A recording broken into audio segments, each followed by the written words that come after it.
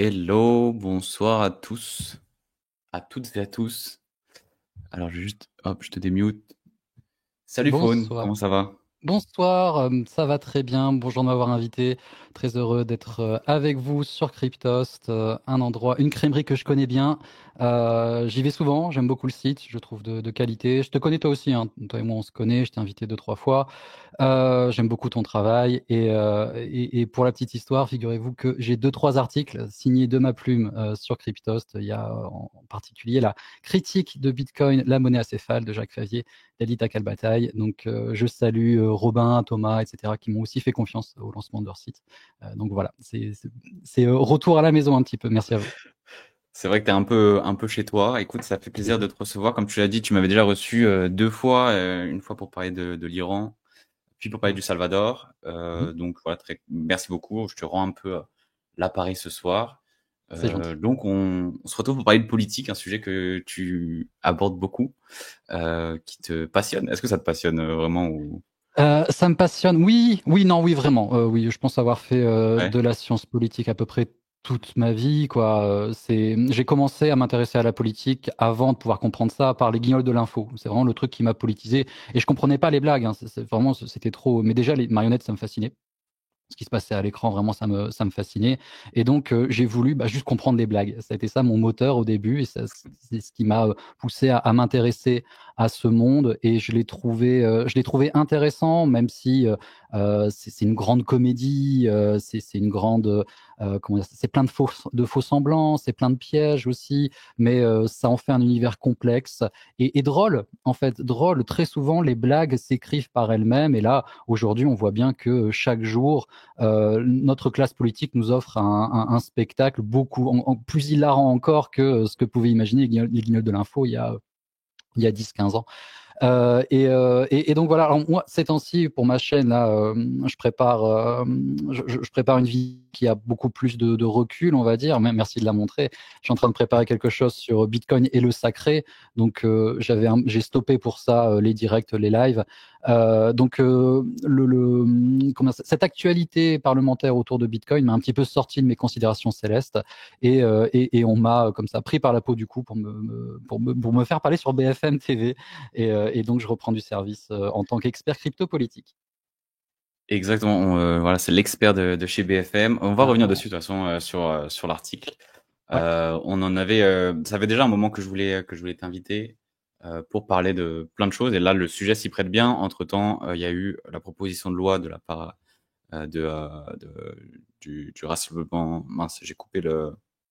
Non, c'est bon, c'est ça. Hop, voilà. La proposition de loi de la part du Rassemblement national pour créer un projet pilote consistant à faire miner du Bitcoin par EDF, par l'entreprise de l'État, en gros, qui est un projet qui était envisagé par plein de Bitcoiners, espéré par plein de Bitcoiners depuis plusieurs années, et là qui est enfin une proposition de loi. Et d'ailleurs, pour l'histoire, si vous allez dans les sources, vous pouvez retrouver un de mes articles juste ici. Et voilà, c'est la petite histoire. Je me mousse un petit peu aussi d'entrée. T'as raison, hein, c'est pas. Bravo, c'est toi la source, je te l'avais dit quand t'es. Exactement. Ce soir, on est entre sources, parce que je suis une source de l'article de BFM, t'es une source de la proposition de loi. Tu vois, là, les racines, elles sont là. En fait, c'est nous qui tirons les ficelles dans les coulisses. C'est ça que vous devez, c'est ça que vous devez Exactement. comprendre. Disons que le cœur du lobby Bitcoin, il est là, il est sur ce live. C'est nous qui on manipule la politique. Euh, Qu'est-ce que je veux dire? Donc, pour ceux qui connaissent pas Faune, oui, c'est un Bitcoiner qui fait beaucoup de contenu et qui se réinvente un petit peu dernièrement, comme il l'a expliqué. Et de toute façon, tu t'es quand même pas mal présenté, donc tu m'as un Oui. peu Ouais, ouais, non, mais ça me plus va. les mots à la Voilà. bouche. Non, Bitcoiner, c'est un qualificatif que j'aime bien. Alors, je suis un très mauvais Bitcoiner, mais je suis quand même un Bitcoiner. Et je suis, voilà, j'anime une chaîne sinon consacrée à Bitcoin et aux libertés fondamentales. Et voilà, un peu tout est dit. Allez voir, il y a à boire et à manger. Voilà, abonnez-vous. Abonnez-vous. Et avant d'aller plus loin, je voulais faire un point sur ce format. Donc, pour ceux qui connaissent pas, ça s'appelle Pair à Pair. C'est le nom de l'émission que j'ai donné. Avant, on était, enfin, ça a commencé quasiment en étant que un space sur Twitter. Enfin, X maintenant, il faut dire. Maintenant, on passe 100% en vidéo. Donc là, on est en live en même temps sur Twitch et sur X. Salut à tous. Je vois que d'ailleurs, j'ai pas fait un coucou au chat. Il y a Tino Crypto Art qui demandait où est Dark Amy. Écoute, s'il vient, pourquoi pas, on lui donnera le micro. Il y a aussi Psycho, il y a Bob Alban, salut à tous.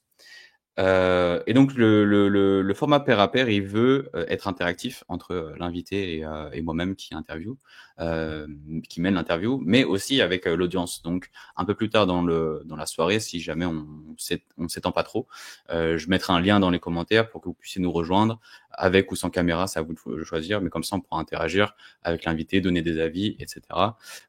Mais on a du pain sur la planche ce soir parce que le sujet principal, c'est bien ce Bitcoin qui se politise et surtout qui est en train de se faire accaparer, si on peut dire, par l'extrême droite et notamment par le Rassemblement national, mais aussi par Reconquête. Donc il y a déjà Éric Zemmour qui avait un peu parlé de Bitcoin en 2017, il me semble. Non, 2000, c'était celle d'après, c'est 2021-2022, pendant les élections présidentielles.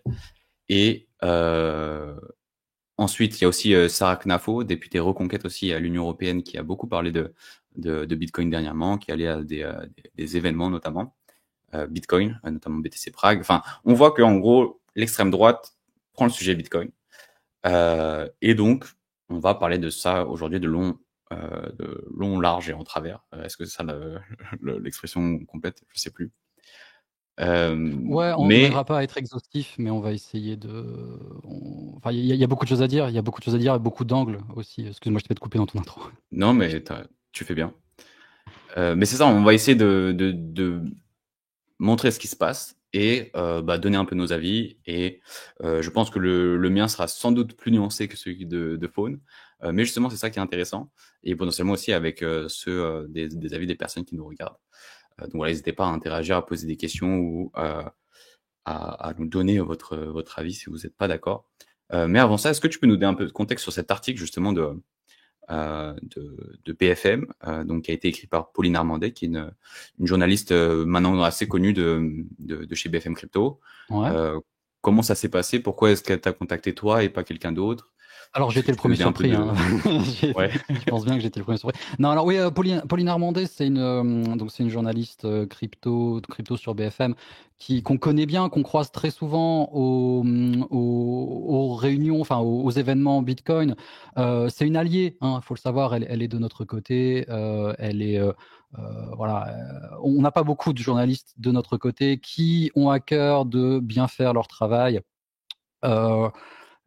Voilà, maintenant, évidemment, ce qu'elle produit est critiquable, hein, et puis on va sûrement le faire, mais il faut surtout voilà, comprendre que c'est une des rares journalistes qui est de notre côté et qui tu vois, pour parler de ce sujet, c'est pas Nastasia Djadji qui l'a appelé, tu vois, c'est Alexandre Stachenko et moi. Alors, comment ça s'est fait? Ben, tout bêtement, elle m'a envoyé un message. Elle m'a dit, écoute, salut, je prépare un papier sur Bitcoin et puis la proposition de loi du RN. J'ai vu que tu t'étais exprimé à ce sujet parce que je m'exprime assez régulièrement à ce sujet. Évidemment, j'anime une chaîne crypto-politique, donc je suis obligé de parler de l'actualité à ce sujet. Est-ce que tu veux participer? Alors, ce qui est très drôle, c'est qu'assez vite, elle m'a dit, même si tu veux, anonymement. Et genre plus anonymement que moi, parce que moi, je suis pas un phone. Enfin, c'est un pseudo et tout. Vous aurez remarqué, je suis un peu timide, tu vois. Et je lui ai répondu, tu sais, sur ce sujet, je suis à peu près le seul à dire ce que je dis, donc ça sert à rien de m'anonymiser. Tout le monde va me reconnaître. Et puis je compte bien utiliser mes mots à moi. Donc non, pas de souci. Tu mets phone de Phone Radio, puis moi ça me fera de la pub. Et voilà. Ensuite, elle m'a appelé, comme ça se fait tout bêtement. On a discuté pendant une petite heure. Donc c'est toujours assez étrange de voir ça parce que tu parles avec une journaliste pendant une heure et puis ensuite elle en extrait 3-4 phrases. Donc évidemment, tu es toujours un petit peu frustré. Tu sais, il y a le jeu un petit peu de la condensation de ce que tu as dit et elle l'a très bien fait. Voilà, tout bêtement. Ce que je lui ai dit, elle a saisi un petit peu les idées, elle les a reformulées un petit peu à sa façon et c'est très bien. Elle m'a envoyé un verbatim, c'est-à-dire qu'elle m'a envoyé 3-4 paragraphes de ce qu'elle comptait publier pour que je puisse corriger moi-même au cas où on s'était mal compris sur quelque chose. Donc ça, c'est vraiment le processus classique hein, de journalisme mainstream, on va dire, enfin de journaliste encarté. Enfin, c'est ce qu'on apprend en école de journaliste. Hein. plus exactement. Donc j'ai un petit peu nuancé certaines choses, j'ai un petit peu reformulé, et puis voilà. Ensuite, ça s'est lancé. Et puis l'article a été publié dimanche matin et ça a fait un gros buzz. Voilà, ça a fait un gros buzz. J'ai eu un peu quelques retours et ça a cartonné. Ça a cartonné au-delà des sphères crypto. Alors pour certaines raisons sur lesquelles on peut revenir, l'article a fait beaucoup réagir. Là à l'écran tu mets, il y a 140 000 vues. 140 000 vues c'est beaucoup, hein, c'est beaucoup. Et surtout, il y a 123 commentaires, Il y a plus que 123 que comment de likes. Donc, Ouais, ouais. ouais, ouais. Alors, c'est ça, hein, c'est qu'il y a eu une interaction assez dingue sur un point en particulier sur lequel on va un peu revenir. Mais alors, je sais pas, moi, je sais pas quelle a été la stratégie éditoriale, on va dire. Mais si le titre était un peu un clickbait, bah, ça a marché de ouf. Mm. Et C'est assez régulier que BFM Crypto, surtout, fait des articles un peu avec des titres un peu clickbait, comme tu dis, ouais. avec soit des erreurs, on ne sait pas trop si c'est intentionnel ou c'est juste des erreurs d'inattention, mais Mhm. qui est relevé en fait par la communauté qui dit ah ça c'est pas vrai parce que si parce que ça. Et donc Mhm. souvent enfin régulièrement il y a des articles qui font un peu plus de vues que d'autres parce qu'il y a Mhm. des erreurs dedans ou il y a des approximations ou autre. Ouais, je me souviens quand ils avaient fait un article sur le livre de Nastasia Hadjadji, Nos Cryptos, elle a été très en colère vis-à-vis du titre. Elle était pas du tout contente Mhm. le titre c'était Les Bitcoiners sont-ils l'extrême droite?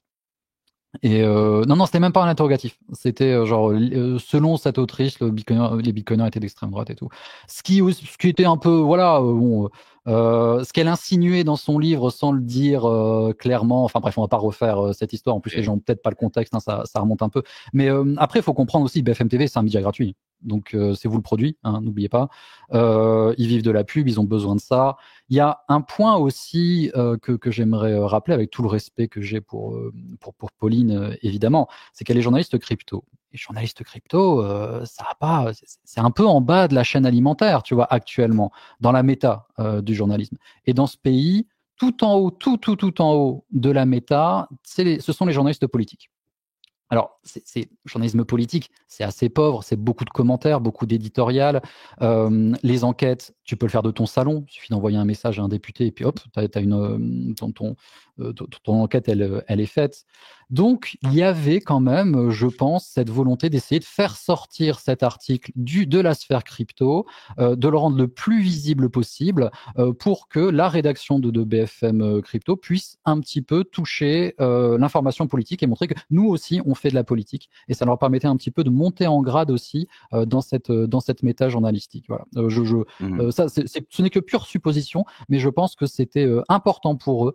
Voilà, il y a le journalisme en France, ce sont des conditions matérielles qui sont très particulières. Actuellement, on est dans ce qu'on appelle une captation d'audience, un média d'attention, tu sais, c'est les réseaux sociaux, Ouais. etc. Il faut faire du chiffre, il faut faire du. Donc voilà. Bah voilà, ça a marché, ça a marché. Moi, de ce point de vue, bravo. Toi et moi, on est des producteurs de contenu après tout. Donc quand on arrive à C'est sûr. donner comme ça de l'inertie à son contenu, bah on ne peut être on ne peut être qu'admiratif. Hein. Bravo Pauline. Et comme tu dis, bah, l'article a été republié sur Twitter par BFM TV et pas par BFM Crypto. Donc je pense que tu tapes dans le juste. Ils ont vraiment voulu taper large et toucher une audience large de BFM et pas l'audience BFM Crypto Ouais, euh, exactement. ou BFM Business de manière générale. Mais Mhm. l'audience BFM qui est une des, bah, peut-être la deuxième. Je pense que c'est CNews qui doit être le plus regardé, mais les chaînes d'infos les plus regardées, peut-être la deuxième le plus regardée. Ouais, c'est ça, je pense. Ouais. Euh, ouais.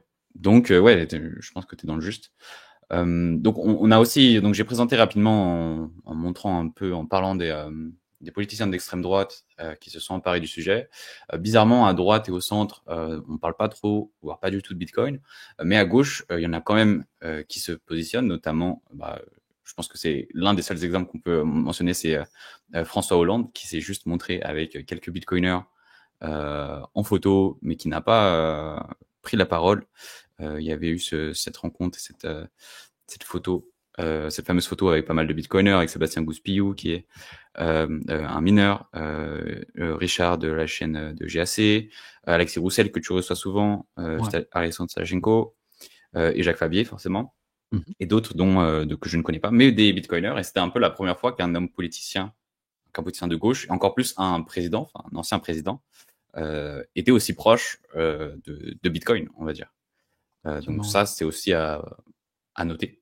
Et il y a, je voulais juste faire la mention avec un politicien de gauche qui notamment a travaillé, qui est sur la photo aussi, c'est Jean-Marie Cambacérès, pardon, ouais, qui s'est pas mal aussi positionné sur Bitcoin et qui a été très curieux et qui était notamment qui allait en Centrafrique au moment de l'annonce de Bitcoin en tant que monnaie légale. Depuis longtemps. Il est là depuis longtemps. Ouais, depuis un moment. Donc ça date depuis 2020 à peu près qu'il est dans l'écosystème, qui s'intéresse en tout cas à Bitcoin. Et donc voilà, juste la mention qu'il n'y a pas que des gens du Rassemblement national ou de Reconquête qui s'intéressent, il y a même des personnes de gauche, et depuis bien plus longtemps, on peut aussi citer Pierre Persson, qui lui est plutôt du côté centre droit. Voilà, juste pour faire un tour des horizons, pour remettre un peu un peu de nuance quoi dans ce contexte, dans ce discours. Voilà, un peu de contexte. Jean-Michel contexte. Oui. De ce point de vue, d'ailleurs, l'industrie crypto, parce que là c'était surtout pour parler de minage qui se sont retrouvés. Oui. L'industrie crypto envoie des invitations à tout le monde, après tout. Et il y a eu cet événement un petit peu fondateur du rapport entre les politiques et Bitcoin. C'était quand Ledger avait fait une foire, je sais plus trop exactement. Ils avaient ouvert un salon, je crois, un truc comme ça, et ils avaient envoyé des invitations à tous les hommes politiques de venir les visiter. Et c'était en pleine campagne présidentielle. Les dernières, j'ai oublié, 2022. Et il n'y a que Éric Zemmour qui s'est déplacé. Il n'y a que Éric Zemmour qui s'est déplacé. Ça nous a été reproché d'ailleurs. Il y a Anastasia Hadjadji qui l'a remis. Je vais souvent citer Anastasia Hadjadji, mais à gauche, il y a c'est un non-sujet Bitcoin, sauf quand il faut vraiment s'y mettre pour taper dessus. Et celle qui l'a plus fait, c'est Anastasia Hadjadji dans son livre Nos cryptos aux éditions Divergence. Et c'est la personne qui a le plus travaillé sur son livre au monde. Et la deuxième personne qui a le plus travaillé sur ce livre, c'est moi. J'ai plus travaillé sur ce livre que son éditeur, parce que j'en ai écrit et j'en ai publié une très longue critique que je vous voilà. Donc je vais citer parce que ça fait partie des sujets que je connais très très bien. La position de cette gauche vis-à-vis de Bitcoin. Donc pour revenir à Ledger, on envoie des invitations à tout le monde. Là, il y a, tu sais, cette proposition de loi, parce qu'à la base était une proposition d'amendement d'une loi qui concernait l'énergie, tu te souviens. Elle a été co-rédigée avec la DAN. Moi, je connais un peu les gars de la DAN. Bon, alors, on peut les critiquer sur beaucoup de choses, mais je suis sûr qu'ils ont ils ont proposé à tous les partis leur concours pour pouvoir co-rédiger cette loi. Visiblement, il y a que le RN qui a répondu positivement. Voilà. Et la suite, le Sud, on va sûrement en parler un peu après. Mais oui, tout ça pour dire et puis oui, t'as cité Pierre Persson. Voilà, Pierre Persson, lui aussi. L'histoire parlementaire autour de Bitcoin ne commence pas avec la proposition d'amendement et la proposition de loi. C'est Pierre Persson, quand il avait été élu, donc c'est un élu macroniste, il a quand même vite quitté le groupe majoritaire. D'abord, ça il le raconte, de l'intérieur, il essayait d'un petit peu orange peel ses collègues du centre. Ça a très très peu marché parce qu'il devait faire énormément de pédagogie avant même qu'on rentre dans les considérations politiques. Et quand il est parti, il a écrit un rapport parlementaire au sujet de Bitcoin et des cryptos en disant regardez, c'est bien, il faut l'utiliser, il faut s'y pencher, etc. Donc voilà, les épisodes, elles se comptent sur les doigts d'une main, mais il y en a. Ouais, et je vois qu'il y a Koé qui commente salut, la Luc est donc de droite comme Zemmour. Alors évidemment, dans les noms que j'ai cités, c'est que les personnes qui se positionnent plus ou moins favorablement à Bitcoin. Et évidemment, ceux qui se positionnent contre, là par contre, on peut pas les compter sous les doigts d'une main.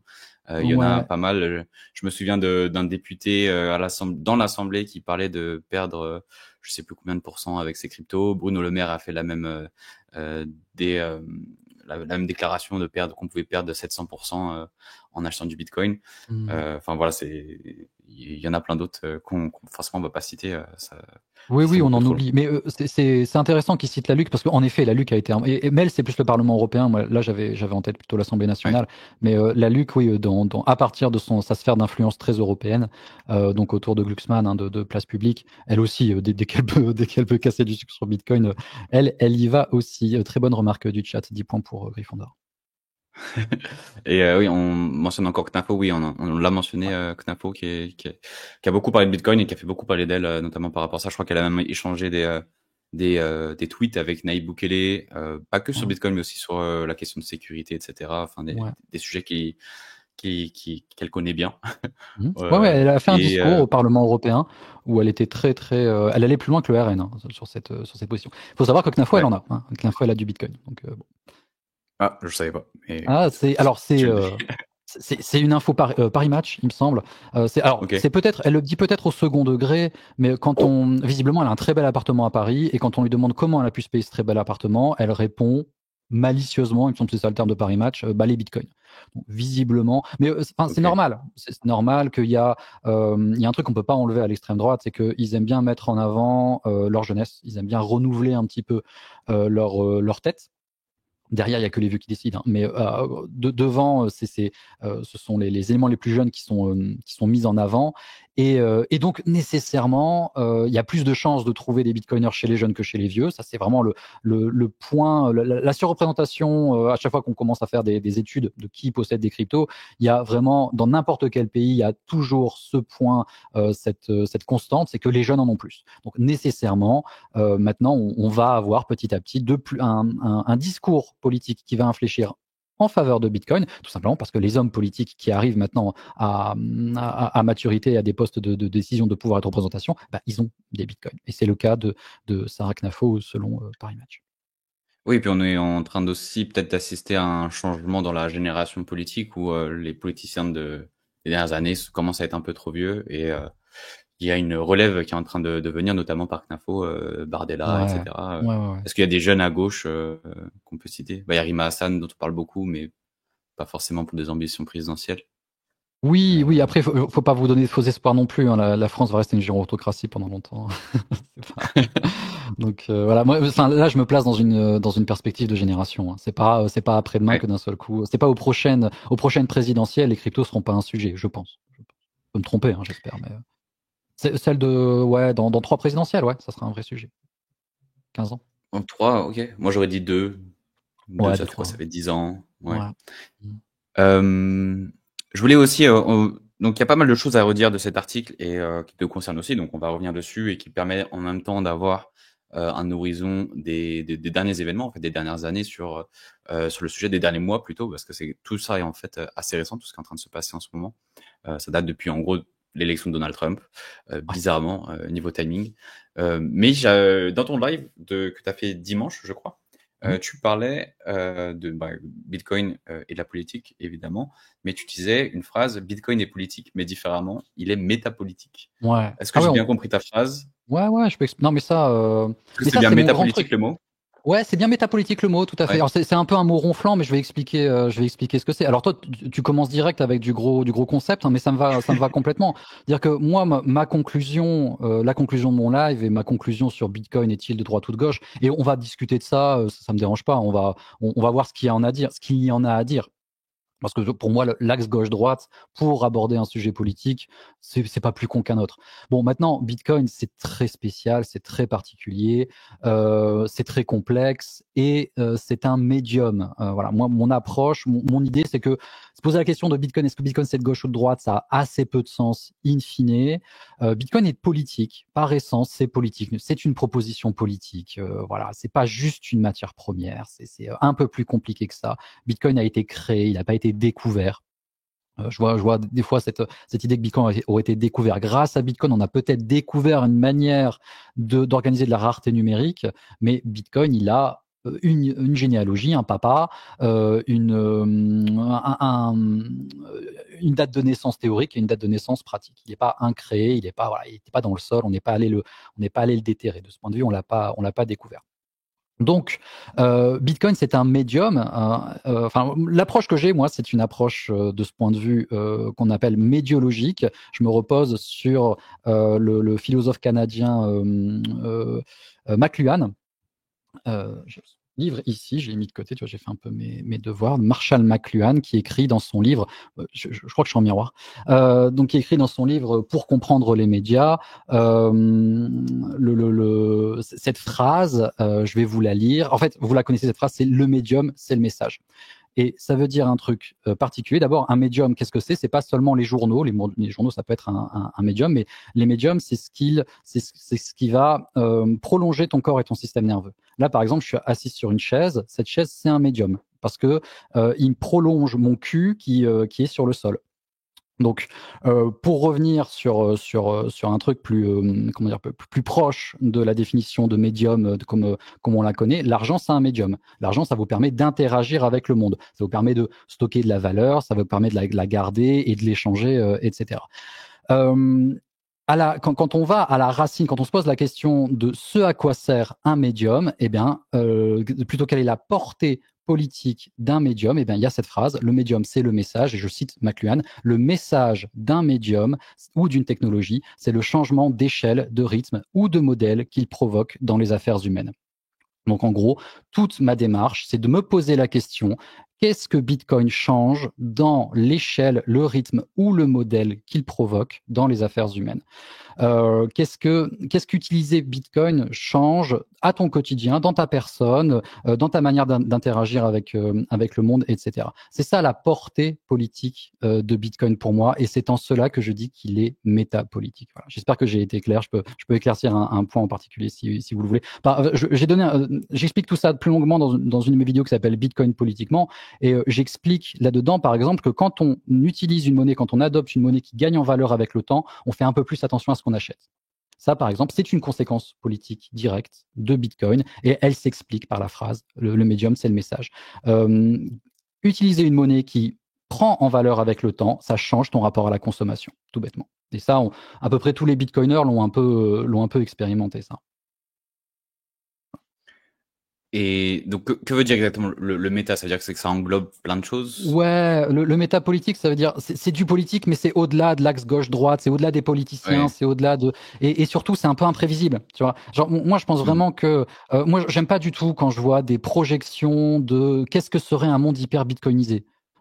À chaque fois, ça me tombe des mains. Non pas que c'est pas fait brillamment et que c'est pas fait par des esprits brillants. Les gens ont travaillé. Enfin, je vois bien qu'il y a du travail derrière, mais je suis sûr à 100% que rien ne se passera comme prévu. Voilà. Et parce que tout ça, c'est émergent, parce qu'on peut pas, on a beau être des gros cerveaux, on peut pas anticiper d'abord ce que va devenir Bitcoin, ensuite ce que va devenir le monde autour de Bitcoin et comment Bitcoin va interagir avec ce monde. Donc rien que pour ça, moi je prêche pour l'humilité et je prêche pour l'introspection. Je prêche pour que les Bitcoiners se demandent ce que Bitcoin change dans leur rapport au monde. Et je parle de Bitcoin, je parle pas de tout le discours qui entoure Bitcoin. Parce que c'est ça qui est compliqué aussi, c'est ça qui est complexe avec Bitcoin. C'est que tu as le réseau qu'on peut qualifier d'apolitique, on pourra revenir là-dessus, moi j'aime pas ce terme, mais on peut en tout cas le De qualifier, c'est neutre, sûr, plutôt. de neutre et incensurable. Voilà. Mhm. Et ensuite, il y a tout le discours et les projections qui entourent Bitcoin et qui peuvent vous changer, qui peuvent vous, comment dire, vous changer votre vision du monde. Mais demandez-vous toujours, est-ce que c'est Bitcoin qui change mon rapport au monde ou est-ce que c'est le discours des leaders d'opinion autour de Bitcoin qui fait ça? Par exemple, l'adhésion à l'école économique autrichienne, par exemple, ce qui est un sujet omniprésent. C'est plus que central, c'est omniprésent. L'école économique autrichienne, voilà, l'école économique autrichienne, Dans c'est très Bitcoin, ouais. situé politiquement, voilà. Et je parle même pas de quand on commence à évoquer les steaks hachés, l'art moderne qui serait un complot étatiste, hein, écrit Seyfo Danamous. Bon, voilà, ça, vous aurez compris ce que j'en pense. Et pour donner un peu de contexte, je voulais partager un truc qui va paraître un peu bête, mais c'est le spectre politique, tout simplement. Ouais. C'est parce que c'est vrai qu'en France, bah, on simplifie ce genre de choses, enfin tous les sujets, dont Bitcoin, en étant droite-gauche. Donc en gros, si vous êtes au Mhm. milieu, vous êtes libéral, si vous êtes à gauche, vous êtes ou socialiste ou voire pire communiste, et si vous êtes à droite, vous êtes conservateur, pardon, ou voire pire fasciste. Et on Mhm. simplifie le tout. Mais ce qu'on oublie souvent, c'est qu'il y a une autre dimension. Donc c'est un peu peut-être cette dimension que tu entends par méta, c'est une sorte de profondeur où bah, si on n'est pas très profond, on peut l'imaginer comme étant autoritaire ou voire même totalitaire. Et si on est à l'opposé, bah, on est anarchiste, c'est-à-dire sans État, mais toujours avec un ordre. qui est mis en place et qui est géré, qui est auto-géré par la population. Je sais pas si je résume bien, je suis pas un expert sur ces sujets-là. Ouais. Mais il y a un... Non, bah non, c'est pas ce que je veux dire. C'est encore au-delà le métapolitique, c'est encore au-delà de ces Ok. axes. Pour faire le métapolitique, par exemple, c'est quand c'est les cypherpunks, tout bêtement. Les cypherpunks, quand ils donnent des outils aux gens, parce que c'est ça fondamentalement les cypherpunk White Scots, ils ils donnent des outils. Là, ils font un acte métapolitique parce que ils donnent leur truc, il leur dit vous pourrez gagner en souveraineté individuelle grâce à cela. Est-ce que la souveraineté individuelle, on peut la placer facilement dans l'axe gauche-droite? Ça me semble compliqué. Alors, Bah, si certains vous vont êtes te de dire gauche, vous allez passer que à gauche. Si vous êtes de droite, vous allez passer à droite. Ça fait vraiment partie des trucs. c'est ça. Parce que justement, ceux qui sont plus à droite vont dire, bah, en fait, si tu pars de l'individu, par essence, c'est un peu contraire. Enfin, ils vont te dire que par essence, c'est contraire au bien commun, donc au socialisme, en fait. Et donc, ils vont te dire, bah, que c'est pas de gauche. Mhm. Ouais, il y a aussi une gauche très individualiste qui est incarnée en France Aussi. aujourd'hui par Bégodeau, par exemple. Stirner aussi, même si bon, Stirner c'est compliqué. Enfin, je vais essayer de pas name drop non plus des masses. Je voudrais préciser quelque chose aussi, c'est que ce soir on va pas faire un cours de sciences politiques, d'abord parce que je l'ai pas préparé, Ouais. et donc parfois on va utiliser gauche et droite ou ce genre de choses de manière assez légère. Je vais essayer de mon côté d'être le plus précis possible, mais faudra être un petit peu indulgent avec nous, quoi. On discute, quoi, on discute. Ouais, mais justement par rapport à ce qu'on disait juste avant, justement il y a une personne dans le chat qui dit, comme le dit Hope, la gauche libertarienne n'est qu'un fantasme.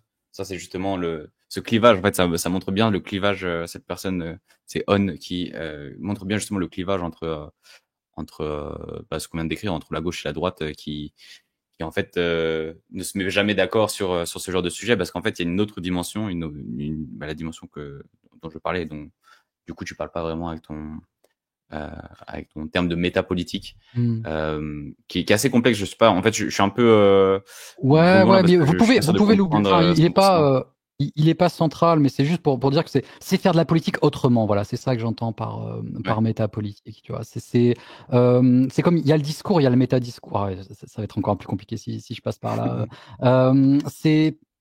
C'est faire de la politique, mais justement en sortant de ce graphique que tu mets à l'écran. C'est ça, c'est en changeant les possibilités d'action du quotidien des personnes. Mhm. Et ça, évidemment qu'on peut y projeter des trucs de droite ou de gauche, parce que moi c'est ça que je trouve intéressant aussi dans Bitcoin, c'est qu'on y projette. On y projette énormément de choses. On peut y projeter des imaginaires qui sont à la fois compatibles avec la gauche et la droite, des possibilités aussi qui sont compatibles avec la gauche et la droite, parce que les possibilités, moi je suis très matérialiste et les possibilités matérielles de Bitcoin, c'est ça qui devrait nous guider après tout. Et si je peux refaire un petit peu de contexte, l'histoire de Bitcoin et de l'extrême gauche, elle naît grâce à un besoin, à une demande très précise. Dans l'alt-right américaine, en 2017, Pauline le rappelle dans son article, elle fait aussi une très belle contextualisation. Je la fais courte. L'alt-right, donc l'extrême droite, la nouvelle extrême droite américaine, avait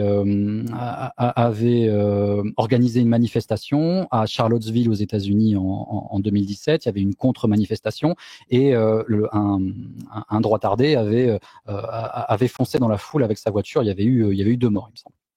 Dans la foulée, il y a eu une phase de débancarisation des grandes têtes de figure, des grandes têtes de pont, des grandes figures de la droite américaine, dont une en particulier. J'aurais dû retrouver son nom parce que son nom m'a échappé aussi dans le live dimanche soir.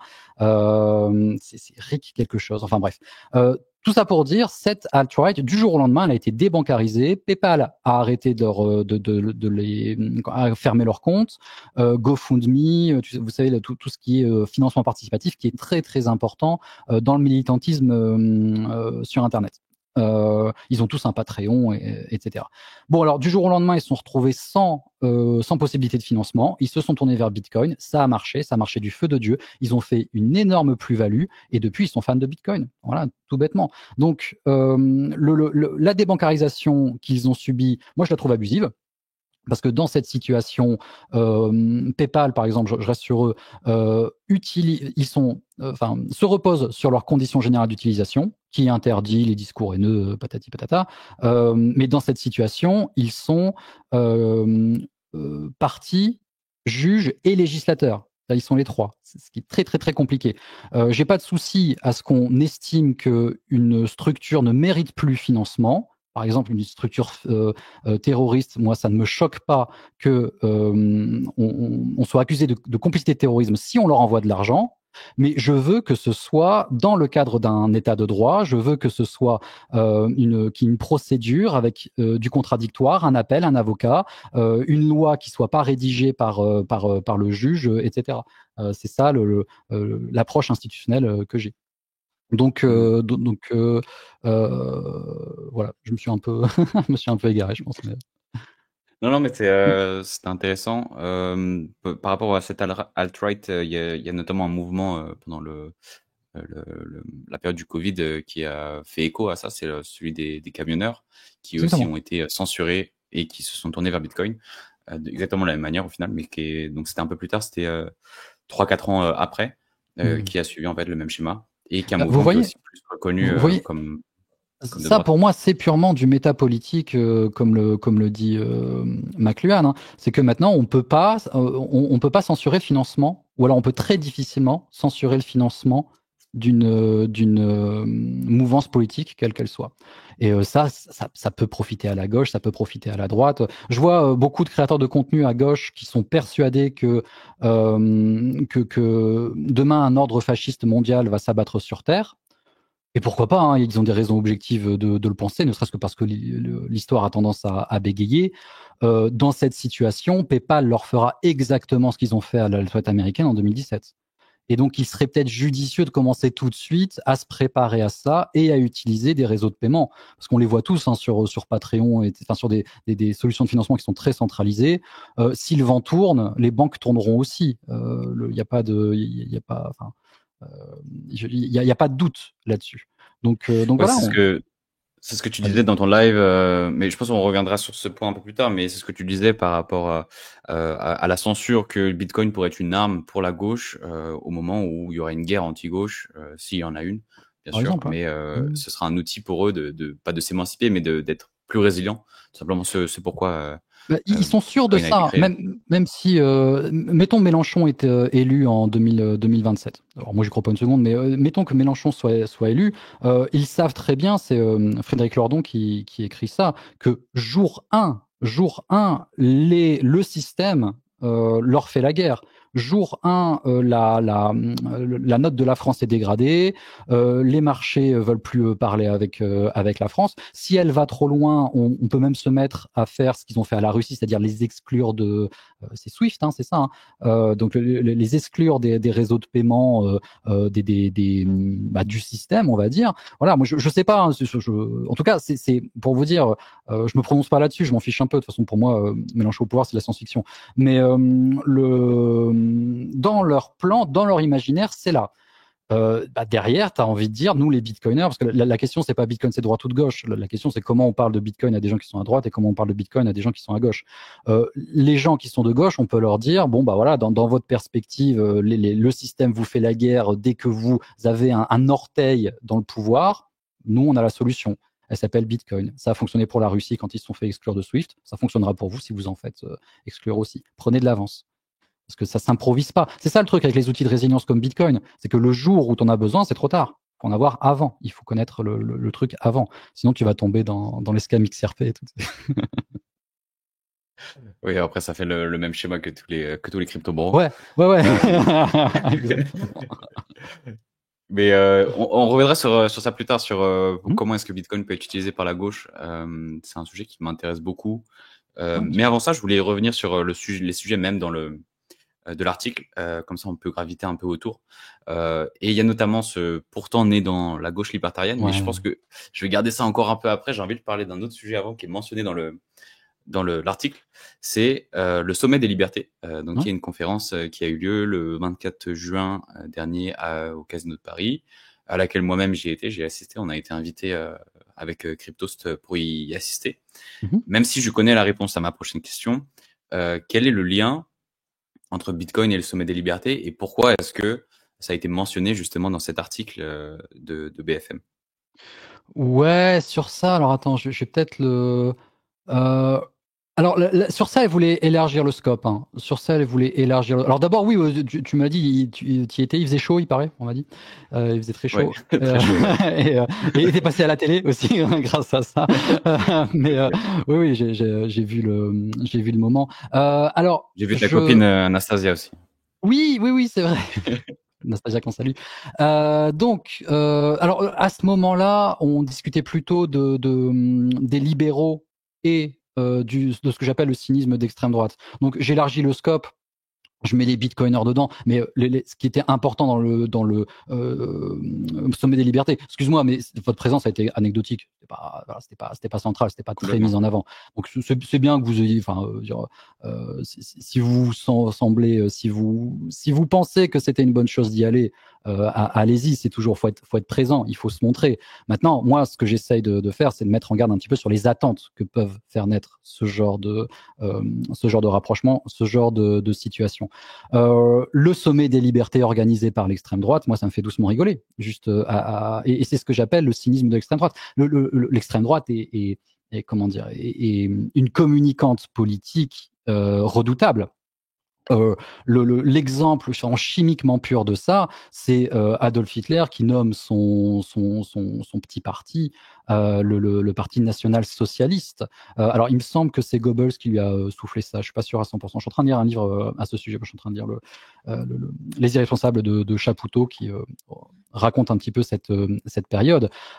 Il est établi que ils ont utilisé le terme socialiste parce que à l'époque c'était porteur, qu'ils voulaient ratisser large et surfer sur la vague des mouvements ouvriéristes anti-système, tu sais, qui pouvait y avoir encore en Allemagne à ce moment-là.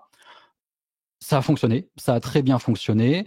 Ceux qui ont pris ça au premier degré se sont fait zigouiller en 34.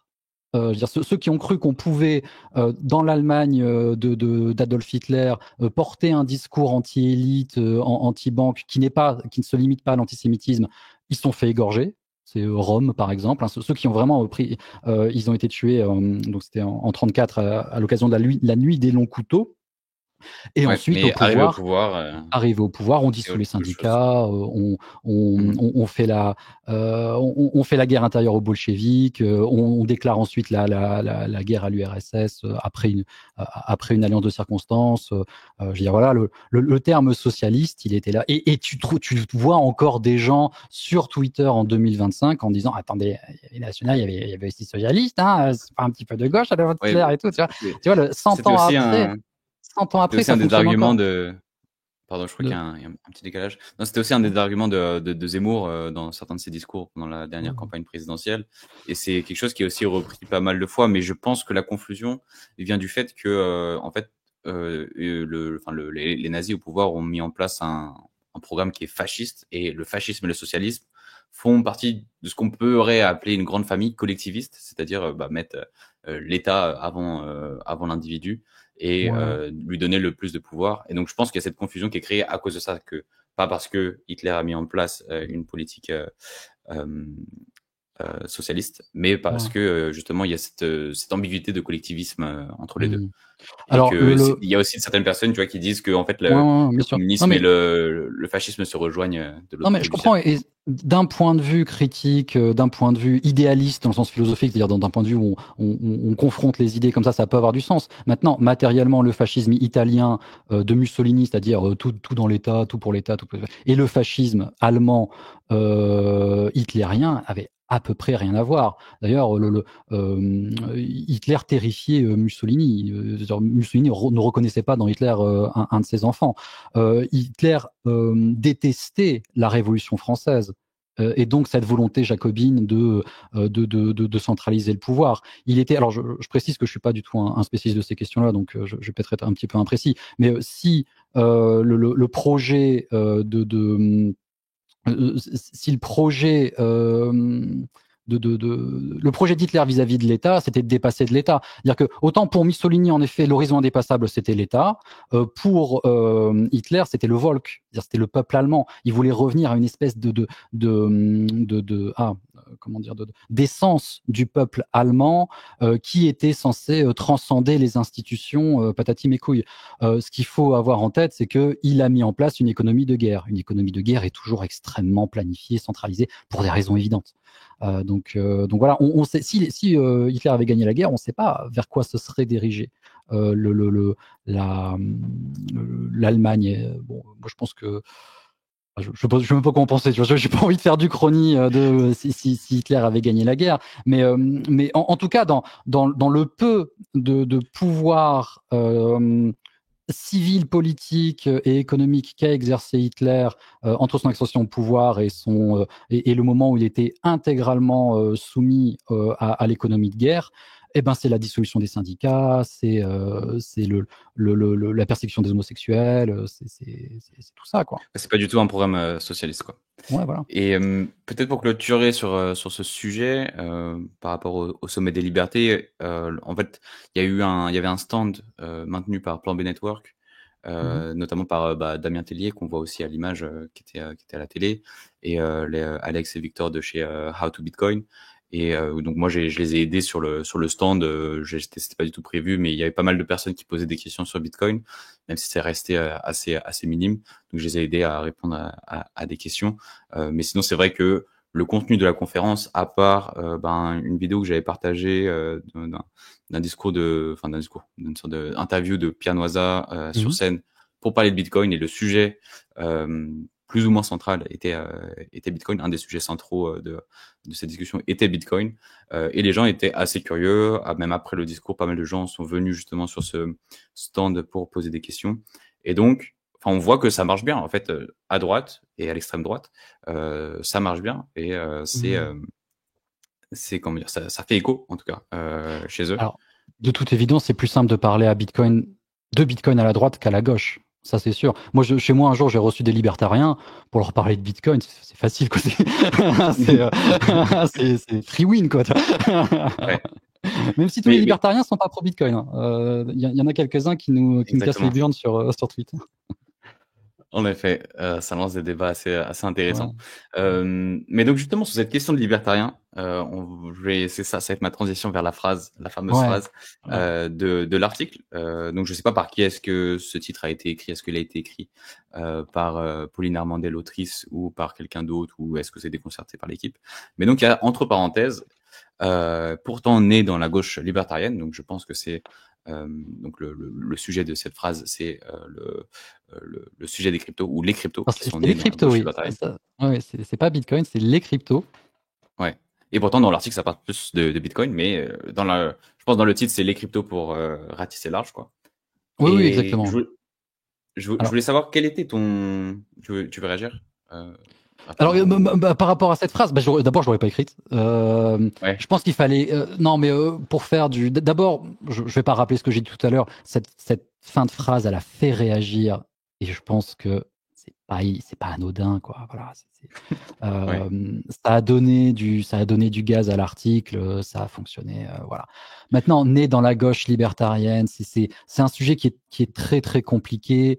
Est-ce que moi j'avais fait une émission avec Fabrice Epelboin sur crypto-communisme, sur le crypto-communisme, et le titre c'était sur l'open source. Est-ce que l'open source est une des composantes, on va dire, de Bitcoin? Est-ce que l'open source est fondamentalement de gauche, communiste, etc. Alors vous irez voir l'émission, elle dure 2 heures, et on a essayé d'être très nuancé, mais il y a cette réflexion vis-à-vis du commun là-dedans. C'est-à-dire qu'on peut y trouver des thèmes très anti-système aussi. L'antisystémisme, les bitcoiners ont l'impression que le système, enfin beaucoup de bitcoiners, excusez-moi, beaucoup de leaders d'opinion de Bitcoin vous présentent le système comme un système de gauche.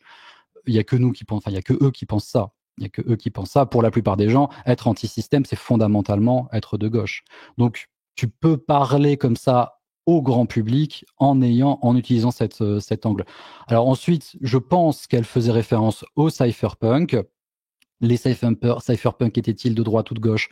Je sais pas. Je pense qu'on peut pas D'abord, ce qui est important dans Cypher, c'est d'abord il y a punk, donc ils étaient différents. Voilà, ils n'étaient pas idéologiquement, ils n'étaient pas uniformes. Et puis, il y a Cypher aussi, c'est que eux, leur raison d'être, c'est de proposer des outils comme par exemple PGP. Et là, on revient sur mes considérations de le médium, c'est le message, etc. Donc, il aurait peut-être fallu mettre libertaire, par exemple, ou encore mieux anti-autoritaire. C'est la phrase qui aurait été bien, ça aurait été, mais elle aurait été un peu plus difficile à comprendre. Pourtant né dans un milieu très anti-autoritaire. On va pas me dire que que le Rassemblement national est un parti fondamentalement anti-autoritaire. C'est pas, Ouais. on les appelle la droite dure, la droite forte. C'est pas pour rien, quoi. Mmh. Je pense que la confusion autour de ce terme-là vient de.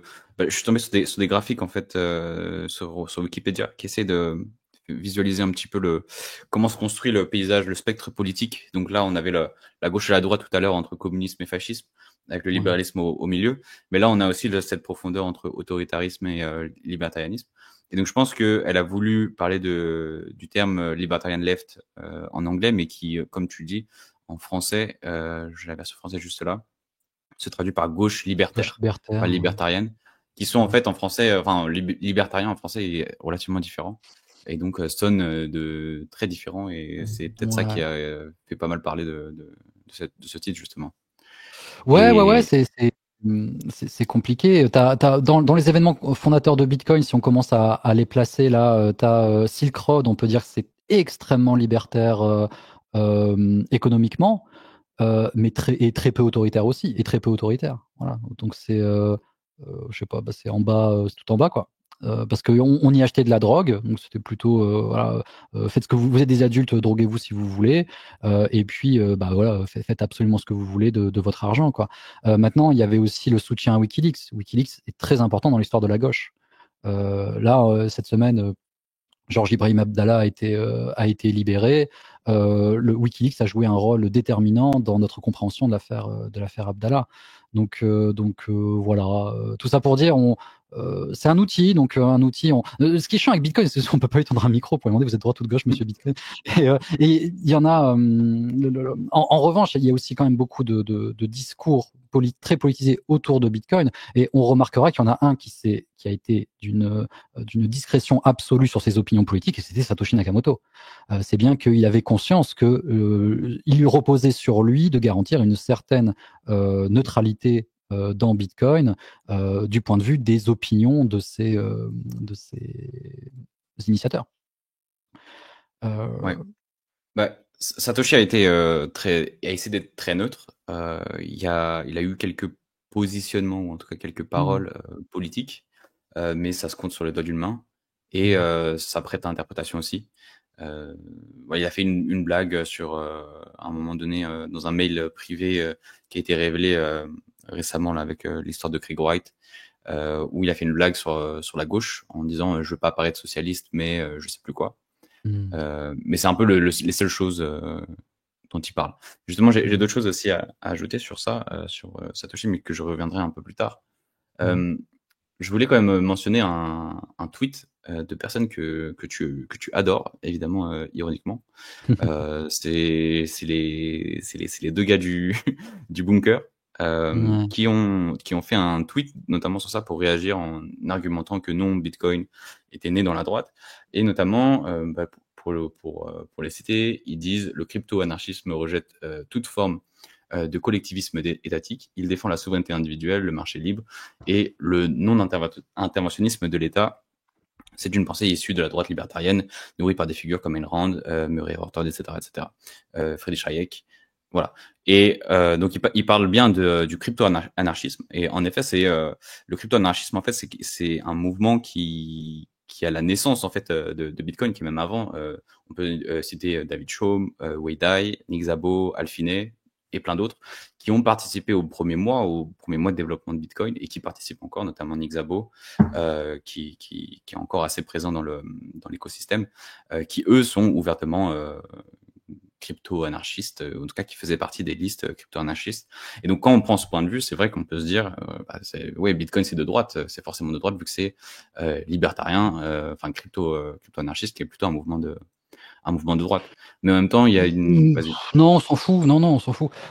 C'est pas ça. C'est le raisonnement d'Anastasia Djadji. Anastasia Djadji, dans son livre, alors elle reprend Golumbia hein, sur ce sujet. C'est pas elle qui l'a inventé.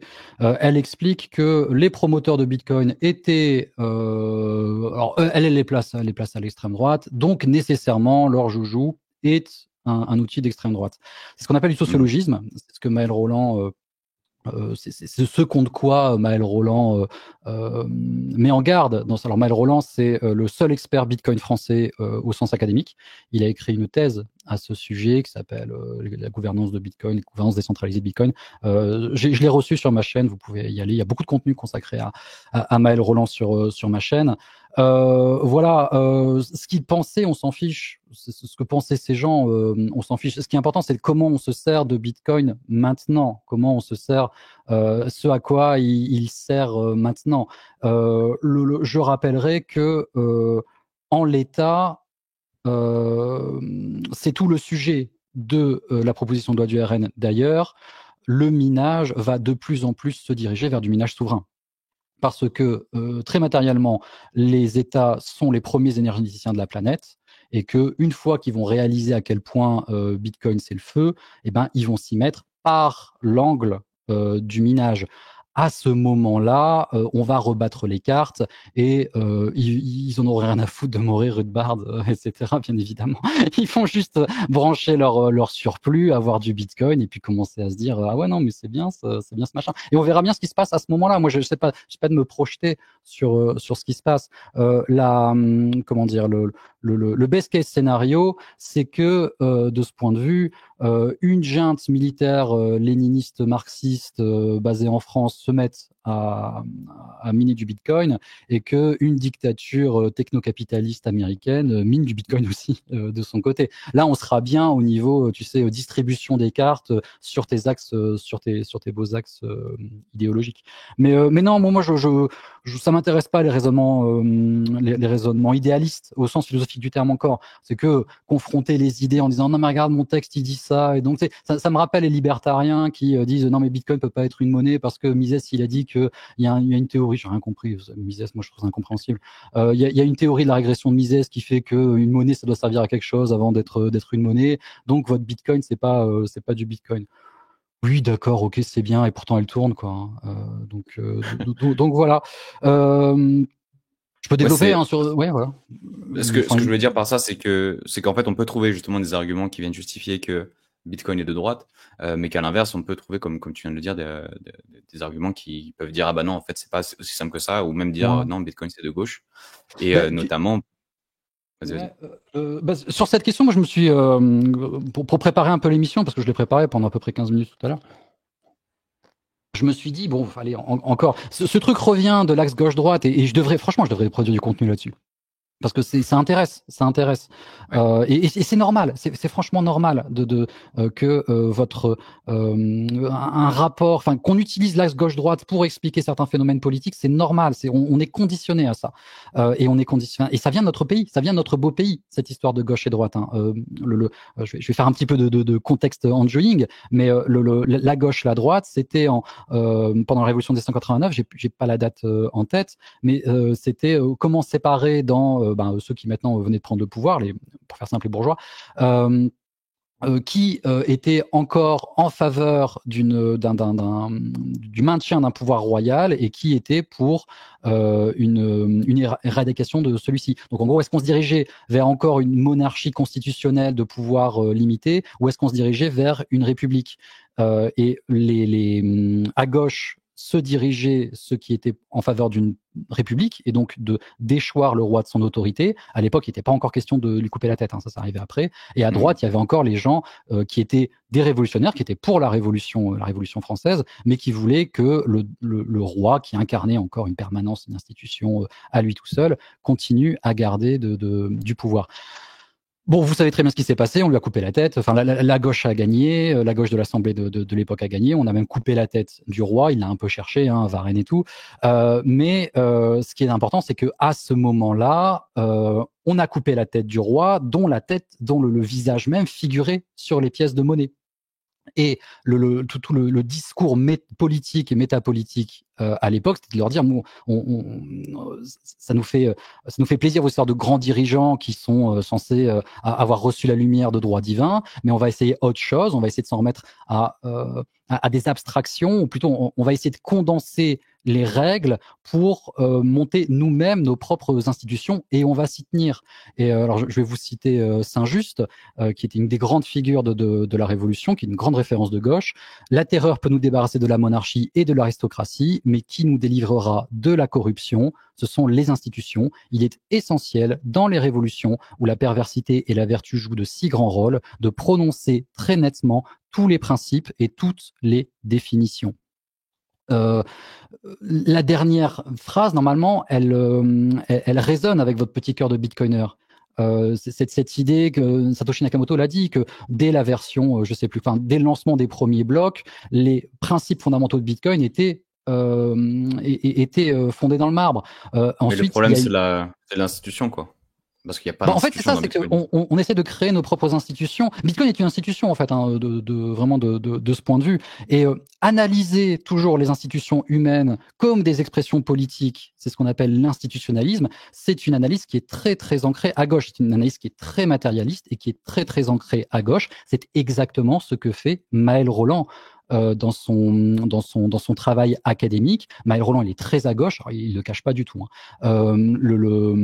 Et donc à gauche, on a cette manie qui parfois même est un peu caricaturale, de toujours mettre de la politique absolument partout. Et donc Maël Rolland, tu lui parles d'un Bitcoin apolitique, il dit non mais attendez, c'est n'importe quoi, Bitcoin n'est pas du tout apolitique, et on le voit en particulier, c'est tout le travail de sa thèse, hein, je ne vais pas rentrer dans les détails, allez voir ce que c'est, quand il y a une crise sur Bitcoin, on voit bien d'un seul coup que ça se joue entre certaines personnes qui se connaissent dans certains cercles, dans certains milieux, qu'il y a des qu'il y a des mécanismes qui rentrent en jeu qui n'ont rien de naturel, qui sont des mécanismes très politiques dans leur fonctionnement discrétionnaire, on va dire. J'avais reçu justement John Attack, un des seuls développeurs Bitcoin Core français. Ou francophone, je sais pas d'où il est, mais qui justement expliquait cette situation que en fait lui son taf c'est de développer, mais aussi de faire de la politique au sein des groupes qui sont eux-mêmes qui font partie de Bitcoin Core. Et on l'a vu dernièrement avec tout le débat autour des up returns, c'est un peu le débat gauche-droite, c'était la même chose, quoi. Et donc que cette analyse institutionnaliste vienne d'un mec très à gauche comme Maël Rolland, bah c'est pas étonnant. Et elle me semble beaucoup plus intéressante pour comprendre Bitcoin que de dire non mais regardez, il lisait Murray, il lisait Rothbard, etc. Qu'est-ce que ça peut foutre. Et je vois que justement dans le chat, il y a Bitcoinophile qui dit que la gauche c'est l'État-providence, etc. Oui et non, ça dépend de quelle gauche tu parles, encore une fois. C'est un spectre qui est assez large, et il y a aussi cette dimension de profondeur, je pense qu'il faut prendre en compte, dont on a parlé justement un peu avant. Ouais, et d'ailleurs, si tu dis que la gauche c'est les États, ceux qui signent des pétitions pour que les États se dotent d'une réserve stratégique en Bitcoin sont là pour le renforcer, hein. Donc voilà, est-ce qu'on les place à gauche ces gens-là? À mon avis, ils se pensent pas à gauche, hein. Trump le placer à gauche, c'est compliqué de ce point de vue. Alors que là, Trump est en train de renforcer l'État américain comme jamais en organisant des réserve de Bitcoin. Enfin, ouais, il est en train de renforcer l'État. Et d'ailleurs, moi, ça me plaît pas du tout, hein. Pour moi, ce qui est important, c'est inévitable que les États se mettent à accumuler du Bitcoin. Mais pour moi, ils doivent le faire, comme les grandes institutions, ils doivent le faire le plus tard possible. Moi, ce qui m'intéresse, c'est que la plèbe, que les gens normaux, on va dire, en accumulent au maximum maintenant. Maintenant, bon, voilà, de toute évidence, il y a eu un petit peu quand même un rendez-vous raté entre les gens normaux et Bitcoin, on va dire. Bon, tant pis, hein. Il marchera Oui, je quand même. vois. Bitcoin fonctionnera quand même, mais ça aurait été quand même beaucoup plus sympa qu'il y ait une espèce, tu sais, de révolte et qu'on se mette tous à accumuler en 2015-2016 pour des tas de raisons. Ça s'est pas passé comme ça. Et t'as des mecs comme Saylor, par exemple, on aurait jamais dû avoir autant de Bitcoin à acheter aussi facilement. Voilà. Ouais, mais bon, on peut refaire l'histoire. C'est sûr, c'est sûr. Mais c'est vrai que après défendre que Trump et tout le camp démocrate, républicain, pardon, et de gauche, ça commence à être Bah, compliqué. ils sont étatistes. Ils sont étatistes. Ouais. Oui, c'est Alors c'est après, un suspect dont ouais. je parlais. Ouais, il y a la gauche et la droite, mais il y a aussi Hmm. est-ce que tu veux vraiment favoriser l'État ou pas? Ouais, Et c'est ouais, ce ouais. spectre-là, je pense que Bitcoin combat. C'est la centralisation des pouvoirs en fait. Mais en fait, La ouais, monnaie oui. étant un Alors, pouvoir. alors par rapport à la monnaie, c'est sûr que il y a un downgrade, si tu veux, dans son rapport à la monnaie. Bitcoin redistribue les cartes, c'est-à-dire que la monnaie jusque-là était le joujou de l'État, c'était du régalien pur et dur. Même quand on cite les prérogatives de l'État, on cite la violence légitime et donc le monopole de la violence légitime et le privilège de battre monnaie. Voilà, ce privilège de battre monnaie n'existe plus à cause du Bitcoin. Maintenant, Bitcoin, fondamentalement, il n'est pas anti-étatiste. Alors, il le fait baisser, voilà, il le fait baisser d'un cran, on va dire, mais c'est seulement que, par nature, les États n'ont pas de place privilégiée dans Bitcoin. Ils doivent jouer comme tous les autres acteurs. Maintenant, quand un acteur souverain se met à jouer avec des fonds souverains et sachant qu'eux, ils peuvent quand même derrière imprimer leur fiat monnaie, bah voilà, ça ressemble à autre chose que quand c'est nous, quoi. Ça me semble évident. Ouais. C'est une question de fond, c'est une question de Après, concurrensation. l'avantage de Trump, c'est que, enfin, de ce qu'il est en train de faire, c'est qu'il n'est pas en train d'imprimer de la monnaie pour acheter du Bitcoin. Ouais. Que justement, c'est une des je suis en train de dire un mot que je ne sais pas Prérogative. prononcer. Prérogatives, pardon. Que justement, il a mis en avant de ne pas dépenser de l'argent public, de fonds publics, pour acheter du Bitcoin et que s'il devait en acheter, ce serait par d'autres moyens. Enfin, on a Ouais. fait plein d'articles aussi sur le sujet sur Cryptost. Oui, C'est pas forcément le sujet, d'ailleurs, il me semble que, mais en fait, en l'état, ce qu'il a fait, c'est seulement entériner le fait que l'État ne vendra pas tous les bitcoins qu'ils ont saisis. Et il y en ouais. a déjà beaucoup. Voilà. Et ouais, ouais, si ça peut ne pas aller beaucoup plus loin, ça va. Après, le truc, c'est qu'il y a le minage. Le truc, c'est qu'il y a le minage, alors là, Après, pour le le minage, ça coup, reste du privé pour l'instant, donc. ouais, mais comme je l'ai rappelé, c'est le minage, enfin, les plus grands énergéticiens de la planète sont publics, donc ils sont en plein dans leur rôle en minant du Bitcoin à fond de balle. Ça serait bien qu'ils les revendent quand même, hein. Si le but de toute façon c'est de stabiliser tu sais, de rentabiliser leur réseau, normalement ils sont obligés de les revendre. Donc, mais ils vont Ouais. en garder une partie. Et surtout, c'est ce qui s'est passé c'est Prince Don, tu sais, de l'Afrique par le Bitcoin, qui était venu raconter ça à mon micro. C'était l'Éthiopie ou le Nigeria, un des deux. Il me semble que est-ce que c'était l'Éthiopie? Je L'Éthiopie, sais je pas. crois. L'Éthiopie, voilà, qui avait un discours très anti-Bitcoin. Ils avaient des hommes politiques qui étaient très, très, très anti-Bitcoin. Et puis, ils se sont mis à miner du Bitcoin pour stabiliser enfin, comme on le dit, quoi, comme on dit que c'est possible de le faire. Et là, d'un seul coup, hop, ils ont eu un discours très pro-Bitcoin du jour au lendemain. Voilà, Ouais. le orange peel des États, ça se fera par l'axe du minage. Et c'est ce qui s'est passé avec, tu sais, François Hollande. C'est ce qui s'est passé avec François Hollande quand ils étaient. C'est Alexis Roussel qui raconte ça, hein. C'est vraiment l'argument du manque à gagner sur le minage d'EDF qui l'a plus soufflé quand ils étaient autour de la table. Et je s'est dit, ah ouais, on a été con, ouais. Ouais, quand même, on a été con. Mhm. Donc voilà. Il y a comment parler de Bitcoin à la gauche, comment parler de Bitcoin à la droite, comment parler de Bitcoin aux États. Je pense que on peut pas leur parler de monnaie parce que les États, ils vont dire, autant monnaie c'est nous quand même, hein, merde. Mais leur parler de minage, là, tu vois, il y a un truc à faire. Il y a un truc à faire. Oui, et puis certains vont argumenter que c'est une sorte de cheval de Troie, que les États vont Absolument. adopter Bitcoin de manière, Ouais, malgré ouais, ouais. eux, parce qu'ils en auront besoin pour leur réseau. Mais c'est un autre sujet, encore une fois. Ouais, c'est encore notre Et sujet. Ouais. par rapport à ces cypherpunks, je voulais juste conclure sur quelque chose. On retrouve notamment des membres des cypherpunks qui sont de gauche, en tout cas qui sont proches des cypherpunks qui sont ouvertement de gauche. J'ai trouvé un nom comme ça, c'est Jacob Appelbaum, pardon, qui est un Mhm. développeur Tor qui se revendique queer et positionné largement à gauche, voire Hmm. très à gauche. Notamment, je voulais ajouter aussi faire une petite référence à Urban Tech. Pour ceux qui connaissent pas, est-ce que tu connais Urban Tech? Oui, bien sûr. Enfin, oui. Et il vient de sortir un article Bitcoin.fr sur le Bitcoin.fr. white paper. Je l'ai pas encore lu, mais je vais le lire. Exactement. En fait, son article, je peux le sortir là. Son article met en avant un nouveau livre qu'on peut appeler ça. Il appelle ça une archive, où en fait il a traduit pas mal d'écrits de Satoshi. Et donc voilà, pour ceux que ça intéresse, c'est le sujet du moment et on est en train de parler justement en off. Je vous tease un petit peu pour potentiellement d'autres articles et d'autres écrits. Ce que je voulais vous partager néanmoins, c'est que il a fait des épisodes de son podcast Enigma Nakamoto, notamment je crois que c'est l'épisode 19 et 18, qui parlent de Bitcoin et de politique, mais surtout de Satoshi et de ses points de vue politiques. Et il met notamment en avant dans l'épisode 19, je crois, l'un des messages, son deuxième message en fait qu'il a envoyé sur le deuxième groupe qu'il a contacté après la cryptographie mailing list, qui elle est donc issue de justement ces milieux cypherpunk, pardon, je comprends avec cyberpunk, cypherpunk et libertarien, crypto-anarchiste, etc., et qui est en fait la P2P Foundation, donc la pair à pair, fondation pair à pair, qui elle est une fondation qui est plutôt positionnée à gauche, dont le fondateur qui est Bowens, j'ai oublié son prénom, qui se définit comme un militant post-capitaliste et considère la production en pair à pair comme une alternative émergente au capitalisme.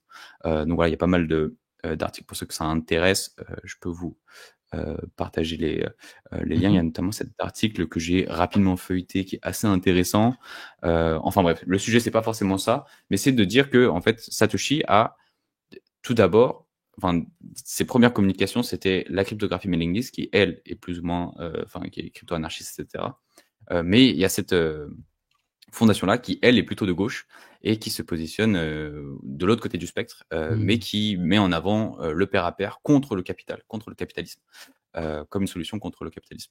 Oui, alors ça c'est toute la source, hein, l'environnement gauchiste de l'open source, etc. Bon, pour ça, je vous renvoie à Eppelboin, Fabrice Eppelboin, l'émission que j'ai faite. Là, tu parlais de Satoshi, pour compléter un peu ce qu'on disait sur le silence de Satoshi à ce sujet, il y a l'acte le plus spectaculaire de Satoshi, après le white paper, etc., c'est le Genesis block, c'est d'écrire second bailout, etc.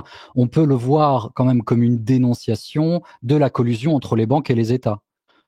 Eh ben, à droite, on verra plutôt, oui, bon, c'est les États les méchants, et puis à gauche, on verra, c'est plutôt c'est plutôt les banques les méchantes. Voilà, là, on a encore, on peut dire que le système, c'est un peu idiot de dire le système, c'est les banques ou le système, c'est les États. Le système actuellement, c'est la collusion entre les banques et les États. Certains l'appellent le néolibéralisme, je trouve ça très bien. D'autres le capitalisme de connivence, et là, c'est pour le critiquer. Voilà, c'est ça le contexte politique dans lequel est sorti Bitcoin. Et moi, moi, je pense que c'est satisfaisant de se dire ça, se dire on propose quelque chose d'autre au système. Et de toute façon, ça marche, quoi. Donc, c'est ça qui est important. Ensuite, ce système-là va s'en emparer, notre jouet. Moi, c'est un truc que je répète souvent, mais je suis assez pessimiste sur cette question de ce qui va se passer quand Bitcoin sera repris. On voit très bien que pendant très longtemps et pour différentes raisons qui nous interloquent, nous, parce que nous, on a compris la beauté et l'intérêt de Bitcoin, mais les milieux financiers nous ont boudés. C'était qu'est-ce qu'on n'a pas entendu, hein, venant des grands dirigeants de Wall Street concernant Bitcoin. Là maintenant, plus ou moins contraints ou forcés, ils sont en train de s'y mettre. Petit à petit, ils vont utiliser Bitcoin pour se reformer un peu eux-mêmes, refonder leur machin, etc. Je pense que d'ici 20 ans, les gens qui utiliseront Bitcoin comme nous, on peut le faire, tu sais, en utilisant le réseau neutre pair à pair, tu sais, directement, ça sera minoritaire. On passera par des applications, tu vois ce que je veux dire. Probablement, ouais. Mais ça sera toujours Ou alors possible. dans un monde idéal. Ce qui est important, c'est que ça sera toujours possible. Mais moi, sur ce point de vue, je suis assez pessimiste. Pour moi, Bitcoin, c'est tout changer pour que rien ne change. Et que le système est trop au point actuellement pour être détruit, ne serait-ce que par Bitcoin. Mais Bitcoin offre une alternative. Et ça, c'est extrêmement important. Je suis plus ou moins d'accord. Je pense que la base qui utilise Bitcoin on-chain grandit petit à petit, continuera de grandir au cours du temps, mais que à terme, la majorité des gens la passent les 7 et quelques milliards, voire 8 milliards, je crois maintenant. Eux, Mhm. forcément, je pense, utiliseront des tiers. Et de toute façon, parce Mhm. que Bitcoin est assez limité, à part si on trouve une solution self-custodiale Ou même, parfaite, ou même, tu sais, on ils n'aura pas l'utiliseront sans le forcément le temps. savoir. Ils l'utiliseront sans le Ouais, savoir. Ils transféreront de la aussi, ouais. valeur et puis ça sera pas sur Swift, ça sera sur Bitcoin. On verra.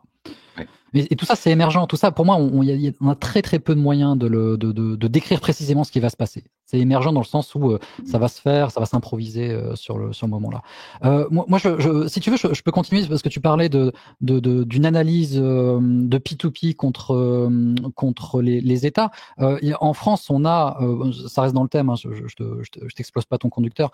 En France, on a un bitcoiner communiste qui s'appelle Marc Alizard. Je mets son livre à l'écran. Je suis désolé si ça voudrait peut-être faire un effet miroir. Donc ça s'appelle Crypto-communisme. C'est écrit par Marc Alizard. Marc Alizard, c'est quelqu'un que vous pouvez que vous pouvez croiser parfois au repas du coin, etc. C'est quelqu'un qui interagit avec nous, qui se déplace, etc. Donc, il a écrit un livre qui s'appelle Crypto-communisme et sa thèse, c'est que, là, je vais plus ou moins le citer, c'est que Bitcoin, les cryptos, Bitcoin surtout, permet une appropriation collective des moyens de production monétaire et il le fait indépendamment des institutions comme les banques et les États-Unis.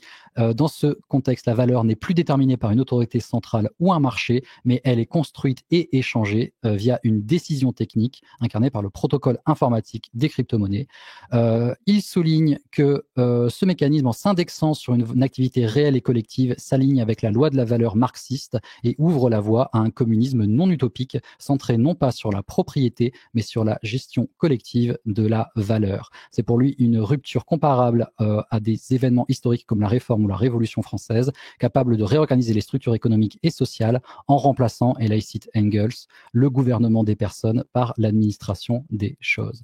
Alors voilà, c'est intéressant. Moi, je suis à moitié convaincu par la thèse parce qu'il passe par des raisonnements qui ne me plaisent jamais. Moi, il naturalise un petit peu les choses et il fait des parallèles avec. Enfin, il traite Bitcoin comme un organisme vivant, par exemple. Ça fait partie des Mhm. fondations de sa thèse. Et ça, c'est un truc qui a toujours beaucoup de mal à me convaincre moi. Mais cette lecture qui est ultra minoritaire, mais qui existe de Bitcoin avec des lunettes marxistes, bah voilà, elles existent. Vous pouvez lire le livre, vous pouvez le critiquer. Il est critiquable, mais il y en a. Et c'est ce bouquin qui m'a fait comprendre l'importance de la preuve de travail.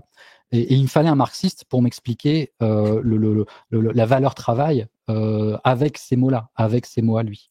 Mhm. Jusque-là, je voyais bien que ça servait à, comment dire, à sécuriser le réseau, mais grâce à Alizar, j'ai compris que c'était encore un petit peu plus que cela. Voilà. Ouais, Donc, ça a allez des lire ce dimensions bouquin. beaucoup plus profondes que ça. Hmm. Ah, voilà, Et d'ailleurs, et ça va pour vous dire jusqu'à quel point ça devient profond. Je citerai cet aspect en particulier dans ma vidéo sur Bitcoin et le sacré. Donc voilà, un peu de teasing. c'est très profond, un petit peu de teasing. Et par rapport aux bitcoiners communistes, je connais, hein, enfin j'ai un ami plus ou moins, une connaissance sous d'internet, on s'est jamais vraiment rencontré, qui est un bitcoiner et qui est, enfin il se revendique marxiste et communiste. Et donc potentiellement, prochainement, on va faire du contenu ensemble, peut-être pas forcément dans le cadre de Cryptost, mais en dehors. Et c'est un des sujets qui m'intéresse beaucoup parce que je ne connais pas du tout, malgré que bien qu'on puisse en avoir parlé pas mal. Enfin, c'est voilà, j'ouvre la porte, mais il y a beaucoup de choses à approfondir. Et pour conclure, je vais passer quelques messages, quelques points. Et oui, je voulais peut-être conclure cette partie-là, même si il n'y a pas vraiment de partie dans enfin, on les Mhm. voit pas bien en tout cas les parties. Si, si, Par ça va. rapport à, ça va, tu les suis. Euh, je voulais conclure par rapport à ça, par rapport à cette politisation et ce manque de profondeur.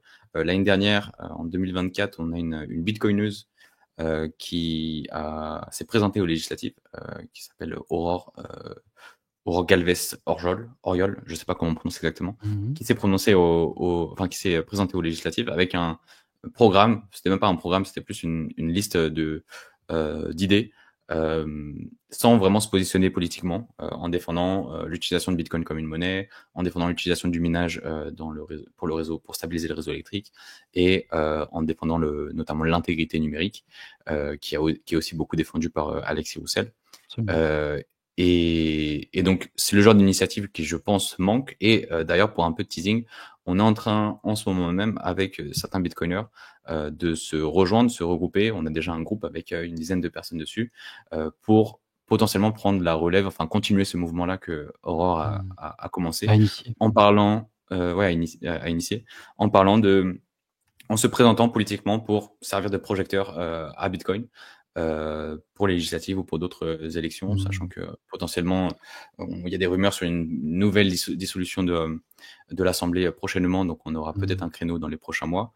Et donc je parle de ça pour ouvrir une autre porte, et si des personnes nous écoutent et voudraient de près ou de loin toucher à ça, pas forcément se présenter, mais peut-être épauler quelqu'un qui se présente, parce que quand on se présente, il faut qu'on soit 2 ou 3. Enfin, c'est un petit groupe avec le suppléant et une autre personne, j'ai oublié le rôle exact. Donc voilà, si ça vous intéresse, si vous voulez prendre part à ce mouvement, n'hésitez pas à me contacter ou à contacter Aurore directement, et on vous accueillera avec les bras grands ouverts. Et ça va être un quand tu voulais bordel, réagir. ça va être un... Oui, bah oui, alors non, mais d'abord c'est très intéressant. Et moi j'attends de voir. Alors quand Aurore s'est présentée, faut se rappeler que c'était une dissolution surprise et tout. Elle a dû écrire très très vite le programme, donc Ouais. c'était. Mais moi je vais regarder ça avec beaucoup d'attention, et puis je vais regarder comment va être rédigé le programme, par exemple. Est-ce que là, enfin, il y aura nécessairement des choix à faire sur certaines prises de position par rapport au gouvernement. Ou alors vous voulez, ce que vous voulez faire, c'est, en fait, il y a deux manières de procéder. C'est soit vous voulez faire une vraie, un programme Bitcoin, un plan, un parti Bitcoin avec une structuration politique et des propositions concrètes, soit vous voulez faire ce qu'on appelle une candidature de témoignage, c'est-à-dire vous y allez, vous savez très bien que vous ne serez pas élu, mais le but c'est de pousser un sujet en particulier et de sensibiliser à un sujet en particulier, c'est Bitcoin. Les deux sont tout aussi légitimes l'une que l'autre, mais rien que ça, tu vois, c'est un choix politique qui sera lourd de conséquences sur beaucoup de choses. Mais bon courage, c'est très bien.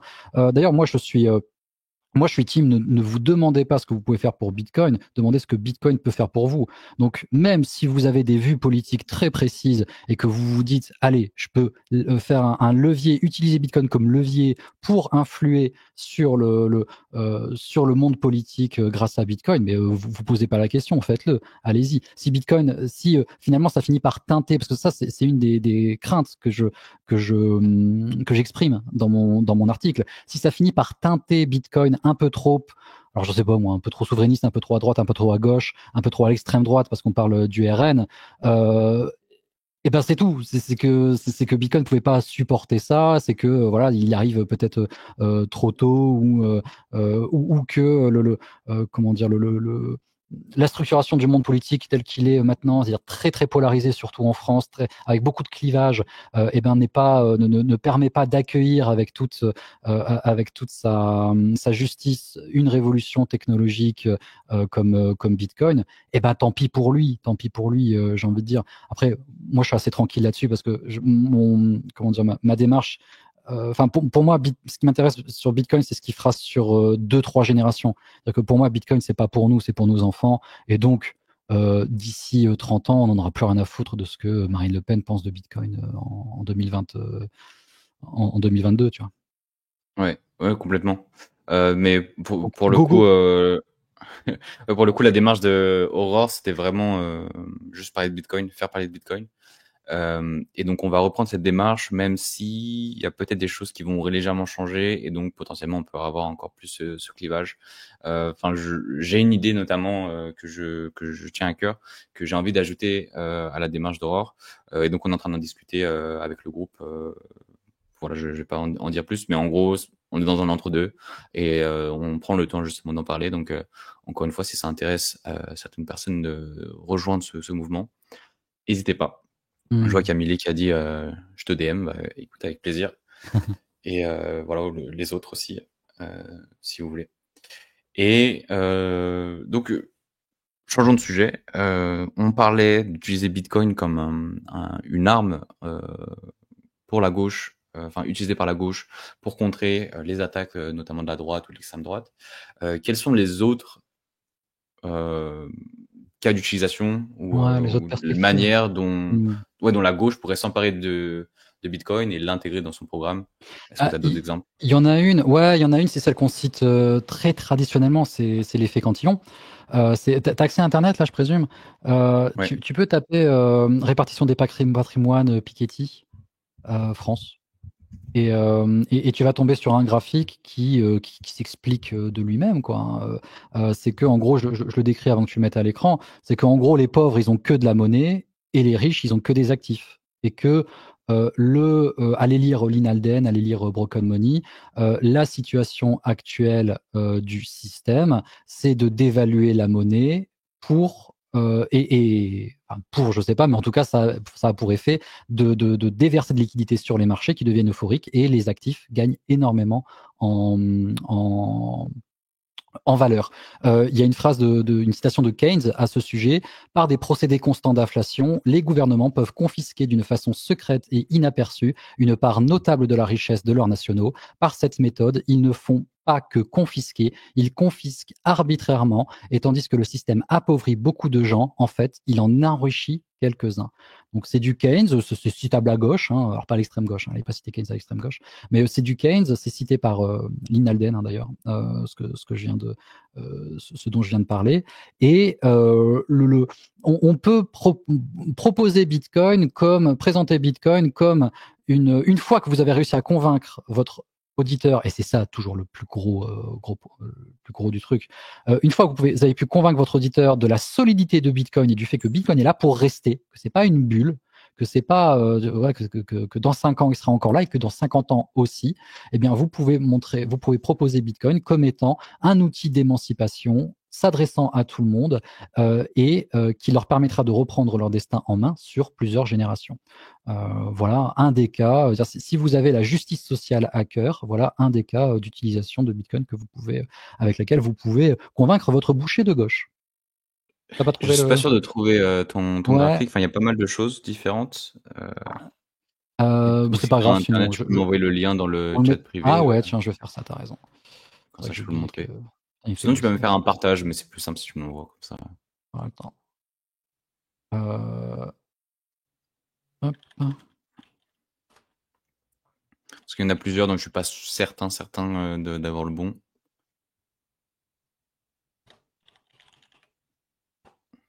Allez, hop, c'est bon, je l'ai. Alors, attends, où est-ce que je peux... Ou sinon sur, je sais pas si t'as les DM sous la main. Attends, parce que je... Ah, voilà, c'est bon. Je pense que si je t'envoie ça, ça devrait marcher. Alors, attends.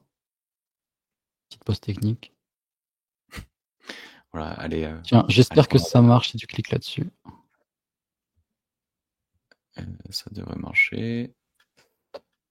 Ouais, attends, je vais partager cette page-là. Toc. Attends, je la mets à l'écran tout de suite. Voilà. C'est lequel? Ah oui, attends. Ça m'a envoyé. Descends, descends, descends la page. Ah merde, je le retrouve pas.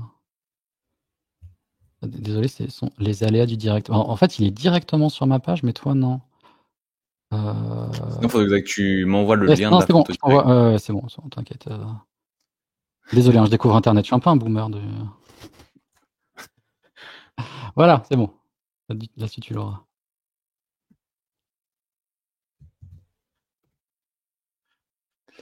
Toc. Voilà, Ok. c'est celui-là. Alors, tu peux le mettre en plus grand. Et vous voyez donc à gauche, c'est les pauvres, à droite, c'est les riches. À gauche, le patrimoine est constitué de liquidités de dépôts bancaires. Tout à droite, le patrimoine est constitué d'actifs financiers. Donc quand on dévalue la monnaie pour rendre les marchés euphoriques, on donne énormément d'argent à droite. On prend l'argent de la gauche pour le donner à droite. Enfin, Robin des Bois à l'envers, tu vois. Et en fait, le truc, c'est que si Bernard Arnault a doublé sa fortune pendant le Covid, c'est pas parce que Macron a aboli l'ISF. C'est parce que ces actions LVMH ont skyrocket parce qu'on a inondé les marchés de liquidités. Voilà, Mais surtout, très, très matériellement, ce à quoi ressemble. Oui. enfin, t'as schématisé ça en disant on donne l'argent à la droite et pas à la gauche, mais c'est plus qu'en Ah fait non, je vais pas dire l'argent la est droite. donné. Ah oui, à la droite, à la gauche du graphique, oui, excuse-moi. Oui, ah d'accord, ok, tu Ah disais oui, comme oui. ça. Mais oui, c'est que en fait l'argent est quand il est imprimé, il est d'abord donné aux plus grosses sociétés et Voilà. qu'ensuite il ruisselle sur le reste. Et c'est ce ruissellement qui crée notamment l'inflation. Mais surtout avant, en fait, ceux qui gagnent, ceux qui touchent l'argent qui est nouvellement créé et ceux qui ont un pouvoir d'achat supplémentaire au moment de la création, c'est justement ces grosses entreprises. Donc c'est notamment Bernard Arnault et tous les chefs Hmm. d'entreprises du CAC 40 notamment. Donc c'est ça Hmm. l'effet cantillon dont tu Voilà. parlais. Alors Et après, c'est un Bitcoin permet raison. de Ouais, alors euh, Bitcoin permet de faire en sorte que même si tu es à gauche de ce tableau, et il se trouve que, alors attention, hein, grosse coupe, quand tu es à gauche de ce tableau, en général, tu y restes pas mal de temps, tu vois, il faut quelques générations pour aller à droite, que même si ta famille est maudite, tu vois, eh ben, au moins, tu peux tirer ton épingle du jeu en conservant ton patrimoine. Alors après, il faut faire confiance à tes enfants et tes petits-enfants pour pas all-in un shitcoin avec tes bitcoins, mais bon, au moins, ils ont une chance de s'en sortir. Le truc, c'est que ça, c'est un actif qui donne à la partie gauche du graphique, au petit patrimoine, qui en plus, la plupart du temps, se double par une culture économique et financière assez faible. En France, on est très très mauvais d'ailleurs hein, à inculquer à transmettre une culture économique et financière. Eh bien, on a juste à leur expliquer comment fonctionne Bitcoin et que ça marche et que voilà, ils peuvent, c'est quelque chose, c'est un actif financier qui sera encore là dans 30, 40, 50 ans et qui, by design, on peut pas promettre hein, de ce qui va se passer, mais en tout cas, structurellement, il est fait pour conserver sa valeur et vous n'avez pas besoin de passer par un banquier pour pouvoir l'avoir et le conserver. Vous pouvez l'avoir sur vos toilettes, comme vous voulez. Quoi. Ça sera à eux de décider ensuite. Donc voilà, et ça c'est une perspective qui peut fonctionner à gauche. D'ailleurs, en général, quand on parle de, moi je me souviens de Yorick de Montbine sur la scène de Surfing Bitcoin en 2023, qui parlait de l'effet cantillon. Traditionnellement, on termine par pourquoi la gauche devrait s'embarrer de cet élément. Voilà, ça fait partie mmh. c'est le truc facile en fait un peu pour. Et mais comment est-ce que tu défends que Bitcoin serait un meilleur choix dans ce cas-là pour combattre l'effet cantillon par rapport à l'or ou une autre réserve Ouais, similaire? ouais, l'or ça marche. Ouais, l'or ça marche aussi. Ouais. A priori, l'or ça marche. L'or est à la TH en plus, il me semble. Mais l'or c'est chiant. Enfin, c'est difficile à. Enfin, Bitcoin a beaucoup plus de qualité que l'or. Voilà, c'est ça. Et puis on peut l'utiliser pour payer des trucs au moins. Alors Mmh. après, oui, il y a cette petite contradiction qui est interne à Bitcoin, qui est que c'est une monnaie qui garde de la valeur, mais que ce serait quand même bien d'utiliser parce que sinon c'est pas exactement une monnaie. Mais bon, cette contradiction-là, elle va se régler de manière émergente par les usages ou les non-usages par la suite. Moi, j'utilise Bitcoin. Enfin, je l'utilise pour payer. Je l'utilise parce que ma chaîne YouTube est financée en Bitcoin. Donc, je suis obligé de les liquider pour pouvoir les utiliser. Parfois, j'utilise directement. Je paye certaines choses directement en Bitcoin. Donc, je l'utilise par principe aussi. Je l'utilise à chaque fois que c'est possible, même quand c'est pas trop pratique, au moins quand c'est possible sur Internet. Voilà, ce sont mes usages à moi, les usages des gens. Moi, je dis pas aux gens comment ils doivent utiliser leur argent. Je suis pas banquier, mais je peux leur conseiller un chouette actif où vous avez besoin d'autorisation à personne. Vous n'avez pas besoin d'aller parler à votre banquier en disant ouais, il faut que tu m'ouvres un compte titre, patati mes couilles. En plus, il va te proposer de la merde à côté, tu sais. Vous n'avez pas besoin de tout ça. Vous pouvez le faire tranquillement dans votre coin. Et Ouais. voilà. Et advienne que pourra. Et par rapport à ça, je voulais, j'ai réécouté l'interview justement de Jean-Marie j'ai toujours du mal, Cambacérès, qui avait fait une interview avec GAC, qui est devenu GAB d'ailleurs maintenant, en tant que Bitcoin, Ouais. par rapport à ça. Et donc il y a un député anciennement socialiste, ancien ministre même, il me semble, qui, comment dire, qui dans son interview appelait au pragmatisme et qui a notamment dit la phrase que j'ai notée qui me semblait pertinente. C'est dans la pratique que le Bitcoin va trouver une utilité sociale. Et Absolument. je pense que ça fait écho à ce que tu dis justement que Hmm. c'est avec la pratique, avec l'usage que les gens, que la gauche notamment va pouvoir se rendre compte de son usage. Ouais, absolument. Et c'est ça une analyse matérialiste. Hein. C'est ça. C'est pas ouais, Rothbard et tout. Il a dit que non. C'est ça sert à quelque chose, donc on l'utilise. Donc il y a il y a des débouchés sociaux et politiques qui naissent. Voilà. C'est du matérialisme. Donc pour résumer, Bitcoin serait une arme, enfin une protection contre l'attaque anti-gauche et contre l'effet cantillon. Est-ce qu'il y a autre chose pour essayer de clouer ses potes gauchos Ouais, pour prochains? essayer. Bon, après, enfin, s'ils sont de gauche, vous savez, il y a un mythe que la gauche n'aime pas l'argent, c'est un gros mythe, hein, tu sais. Au-delà de tout cela, ça faut quand même être assez lucide là-dessus. Le principal vecteur d'adoption de notre côté, ça reste encore le numbers go up. Donc voilà. Il y a beaucoup de jeunes à gauche, il y a beaucoup de jeunes qui comprennent qui en veulent quand même, enfin qui comprennent que le monde n'est pas vraiment fait pour eux, tu vois, qu'il y a quand même un déséquilibre des revenus, que le système est plutôt, je disais que la France était une gérontocratie il y a pas longtemps, voilà. C'est un truc qu'on retrouve chez Nicolas Quipay, tu vois. Nicolas Quipay, bon, il y a des tas de trucs à dire sur ce même, hein, il y a des tas de trucs à dire sur l'origine de ce même, etc. Mais tous les jeunes comprennent un peu où on veut en venir. C'est qu'il y a une espèce d'horizon bouché pour leur génération. Ils se sentent comme une génération un peu sacrifiée. Dès qu'ils doivent avoir accès au logement, au crédit, au déplacement, parce que l'essence coûte extrêmement cher, la voiture. Même une fois que tu as trouvé ta voiture, ton essence coûte très très cher. Ben voilà, à la fin, il reste plus rien d'autre que ta jeunesse. Alors c'est très bien la jeunesse, hein, mais qu'il soit de gauche ou de droite, parlez-leur surtout de cette émancipation financière, sans promettre monts et merveilles non plus. Mais voilà, il y a le numbers go up. Maintenant, si tu veux un truc encore spécifiquement de gauche, je sais pas, j'ai pas plus réfléchi que ça à la question, mais je pense que déjà on a quelques axes.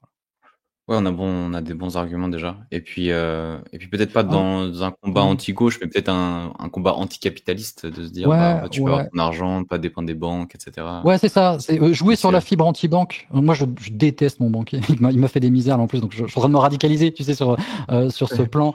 Donc, pour pouvoir montrer que on a on a une alternative qui fonctionne sur la collectivité en plus. Ça c'est un truc qu'on peut rappeler aussi. C'est que Bitcoin, ça fonctionne parce qu'il y a il y a beaucoup de gens qui minent, parce qu'il y a beaucoup de gens qui mettent les notes, parce qu'il y a une communauté large et passionnée. Il y a du collectif derrière Bitcoin. Il n'y a pas in fine, c'est un empowerment, une, euh,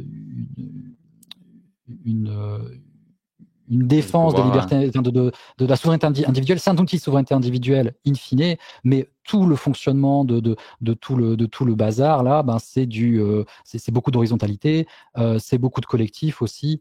Donc voilà, là si vous voulez, voilà, vous faites ça, après vous chantez à l'international et puis. Et bon, on peut clôturer du coup sur ce sujet des solutions. Je pense qu'on a déjà un bon tour d'horizon. Et je voulais clôturer avec un sujet j'ai trouvé intéressant. Je sais pas trop comment l'amener, donc je vais l'amener de manière assez brute.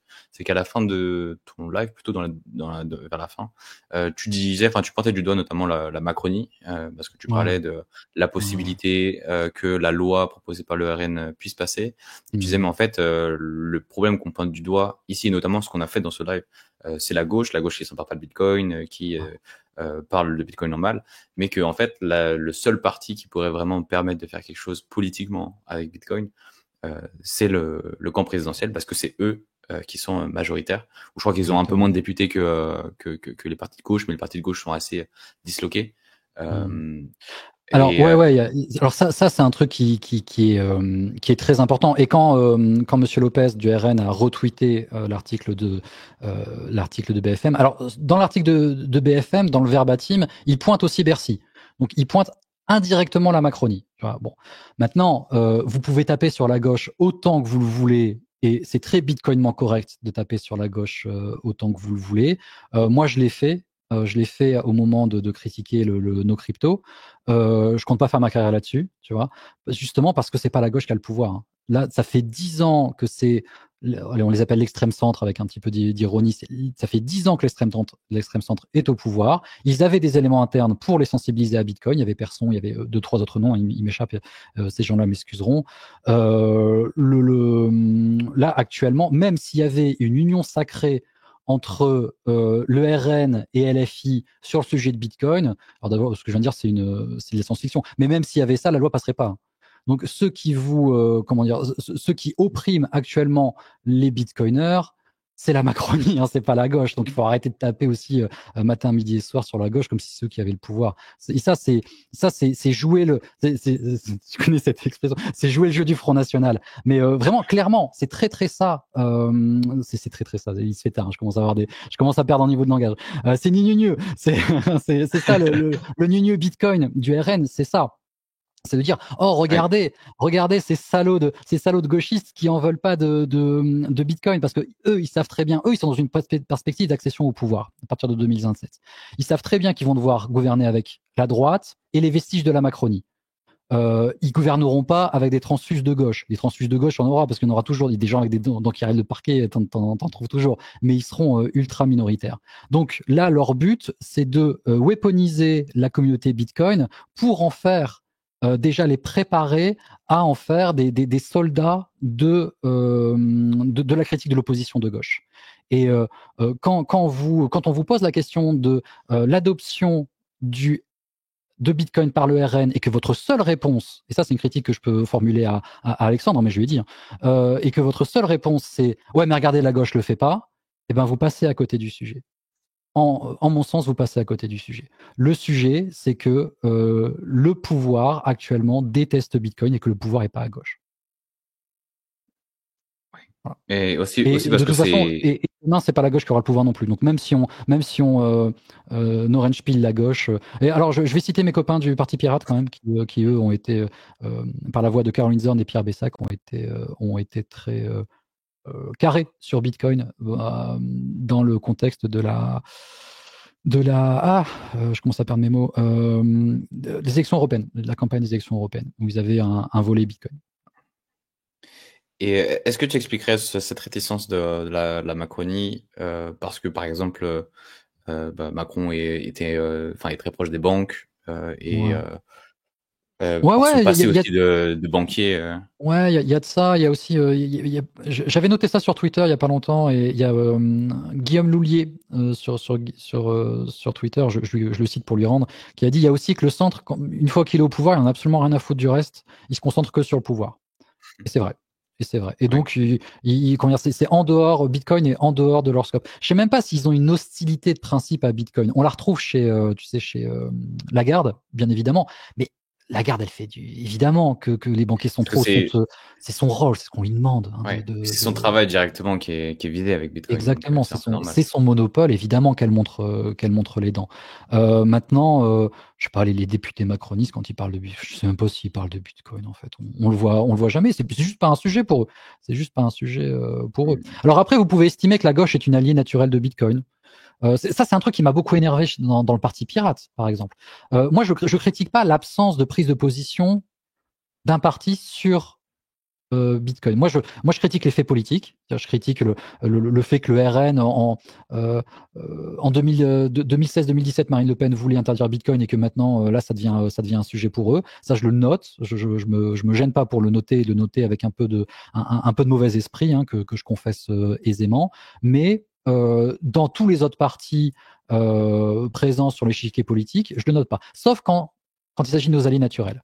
Et pour moi, le Parti Pirate, c'était nos alliés naturels. Et quand ils avaient un discours anti-Bitcoin, parce que eux, ils n'étaient pas juste on s'en fout de votre truc, hein. C'était quand ils tenaient un discours anti-Bitcoin, là, je le critiquais, je me gênais pas, je le critiquais assez cruellement. Maintenant, le Parti Pirate, c'est une petite structure, c'est compliqué. Une fois qu'on sait un peu comment ça se passe dans les coulisses, on comprend que c'était une affaire de personnes, surtout, hein, c'était surtout une affaire de personnes, hein, l'opposition par principe à Bitcoin. Mais de toute façon, maintenant, ils sont de notre côté, ils le sont très, très, très, très efficacement. Complètement. Écoute, je pense qu'on arrive à la fin de ce live. Ça va faire 1h45. qu'on est en live. Donc merci beaucoup pour avoir accepté mon invitation. Est-ce qu'il y a peut-être un sujet, quelque chose que tu voulais ajouter avant de conclure? Non, non, non, vraiment, je suis content d'avoir. J'avais noté deux trois trucs en me disant tiens, ça pourrait être sympa de les citer et tu m'as permis, Ouais. Bon, je vais te forcer un petit peu, mais en tout cas, tu m'as permis de les évoquer. Donc non, merci à toi. Je suis très content de. C'est passé vite, hein. T'as vu, ça passe vite, hein. Ouais. 1h40, je sais pas si l'audience aura la patience de réécouter les replays, mais en tout cas, ouais, c'était assez intéressant de parler de tout ça, surtout d'avoir des points de vue. Voilà, j'essaie tant bien que mal d'apporter et de mettre en avant des points de vue opposés ou complémenter ou même complémenter les tiens. J'espère que j'ai pas été trop orienté dans un sens ou dans l'autre. Non, ça me Quoi va. qu'il arrive, non, ça a été.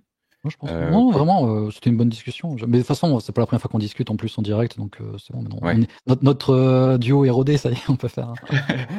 ça y est, c'est fluide. Ouais, c'est fluide. Euh, Mais je voulais conclure peut-être sur un message un peu solennel, peut-être un peu chiant, mais je veux dire que voilà, si vous êtes bitcoiner, que vous soyez de gauche ou de droite, en fait, je pense qu'on a tous compris, en étant bitcoiner, normalement ça témoigne de ça, qu'on a compris que le problème, c'était pas la gauche, c'était pas forcément la droite ou pas forcément la gauche, mais c'est la centralisation des pouvoirs.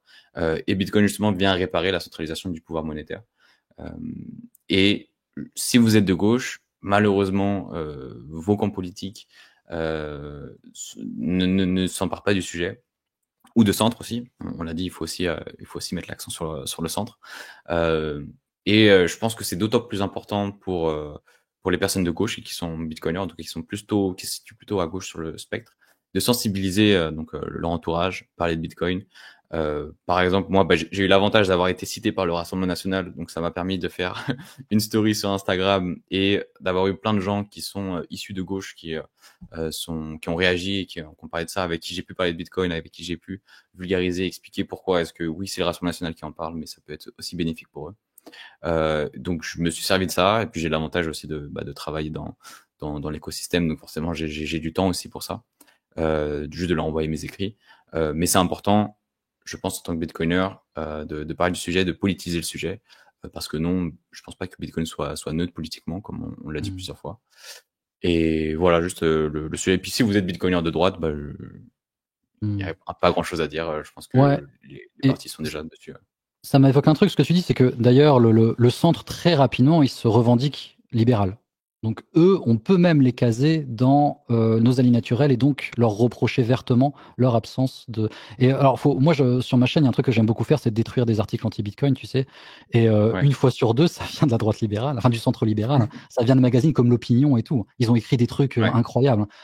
Philippe Brassac, Bitcoin à 1 dollar, c'était dans L'Opinion, qui est un journal qui se veut libéral, hein. Mhm. Donc oui, bon, Mais libéralisme à c'est la aussi française, c'est spécial après. ouais, c'est aussi une amalgame qui se fait beaucoup entre il y a libéralisme et libéralisme, quoi. Est-ce que Macron est au centre du spectre, enfin dans l'Assemblée, la Macronie est au centre du spectre. Donc si on regarde le spectre, c'est le libéralisme. Ah Macron est libéral. Non, en fait, la politique là n'est pas du tout libérale et elle est très centrée sur l'État, comme on dit. Comme tu l'as dit juste avant, quand le centre est au pouvoir, il s'occupe que du pouvoir. Ouais. Et c'est un peu ça. La politique de Macron est très étatiste et à l'encontre et à l'opposé d'une politique Bitcoin. Et je pense qu'une politique à la fois d'extrême droite et d'extrême gauche serait peut-être potentiellement plus pro-Bitcoin que celle de Macron Ouais, c'est actuellement. possible. C'est possible ce que Euh, tu dis. Mais c'est de la ouais. SF, hein. C'est de la SF. C'est ça, c'est juste des projections. Ouais. Euh, voilà. Mais voilà, c'était le point sur lequel je voulais conclure. Est-ce que tu veux dire une dernière Non, non, mais phrase? je, voilà, j'abonde dans ton sens. Alors, il faudrait qu'on, sur Macron est-il un libéral ou pas? Bon, de toute évidence, il a fait le jeu du système pendant ces 10 ans. Il vient de ce système, il a continué, donc il a continué à mettre l'État au service des grandes banques. Et puis voilà, quoi, hein, il y a pas de, Hmm. je pense beaucoup de monde a été, et c'est amusant parce qu'il a quand même réussi à se faire réélire, mais globalement tout le monde a été déçu par, par Macron, hein. Donc bon, c'était une parenthèse rigolote. Je sais pas comment on parlera de Macron dans 10-15 ans, tu vois. Ça, c'est un truc, je me pose la question. Est-ce qu'il y aura un jour un quai Emmanuel Macron comme il peut y avoir des quais François Mitterrand ou Jacques Chirac à Paris, tu vois? C'est pas dit, hein, c'est pas dit, hein. Ouais, vu le nombre des borniers, Ah, je suis pas sûr. ah oui, oui, oui, avec un autoritarisme aussi. Oui, oui, t'as Ouais. raison. Mais bon, je pense qu'on peut conclure sur cette note négative. Ouais, Mais, c'est bien de conclure sur notre négative. c'est super cool. Et rendez-vous semaine prochaine pour vous utiliser peut-être l'épisode de la semaine prochaine. Je recevrai Joe Star, un adepte des altcoins. Voilà, j'ouvre un peu le débat sur pair à pair alors qu'on était focus sur le maximalisme. Là, on va essayer de faire un petit débat et parler d'autres choses. Voilà, j'espère qu'il y aura du monde. Et merci beaucoup à je sais pas comment on prononce son pseudo, Rever, Millésime, le Bitcoinophile, Geoffrey et tous les autres qui sont passés. Et puis à la semaine prochaine. Merci beaucoup, Faune. Merci à toi. À très bientôt. Salut, salut. Alors, attends, faut juste que je mette. Voilà. Au revoir.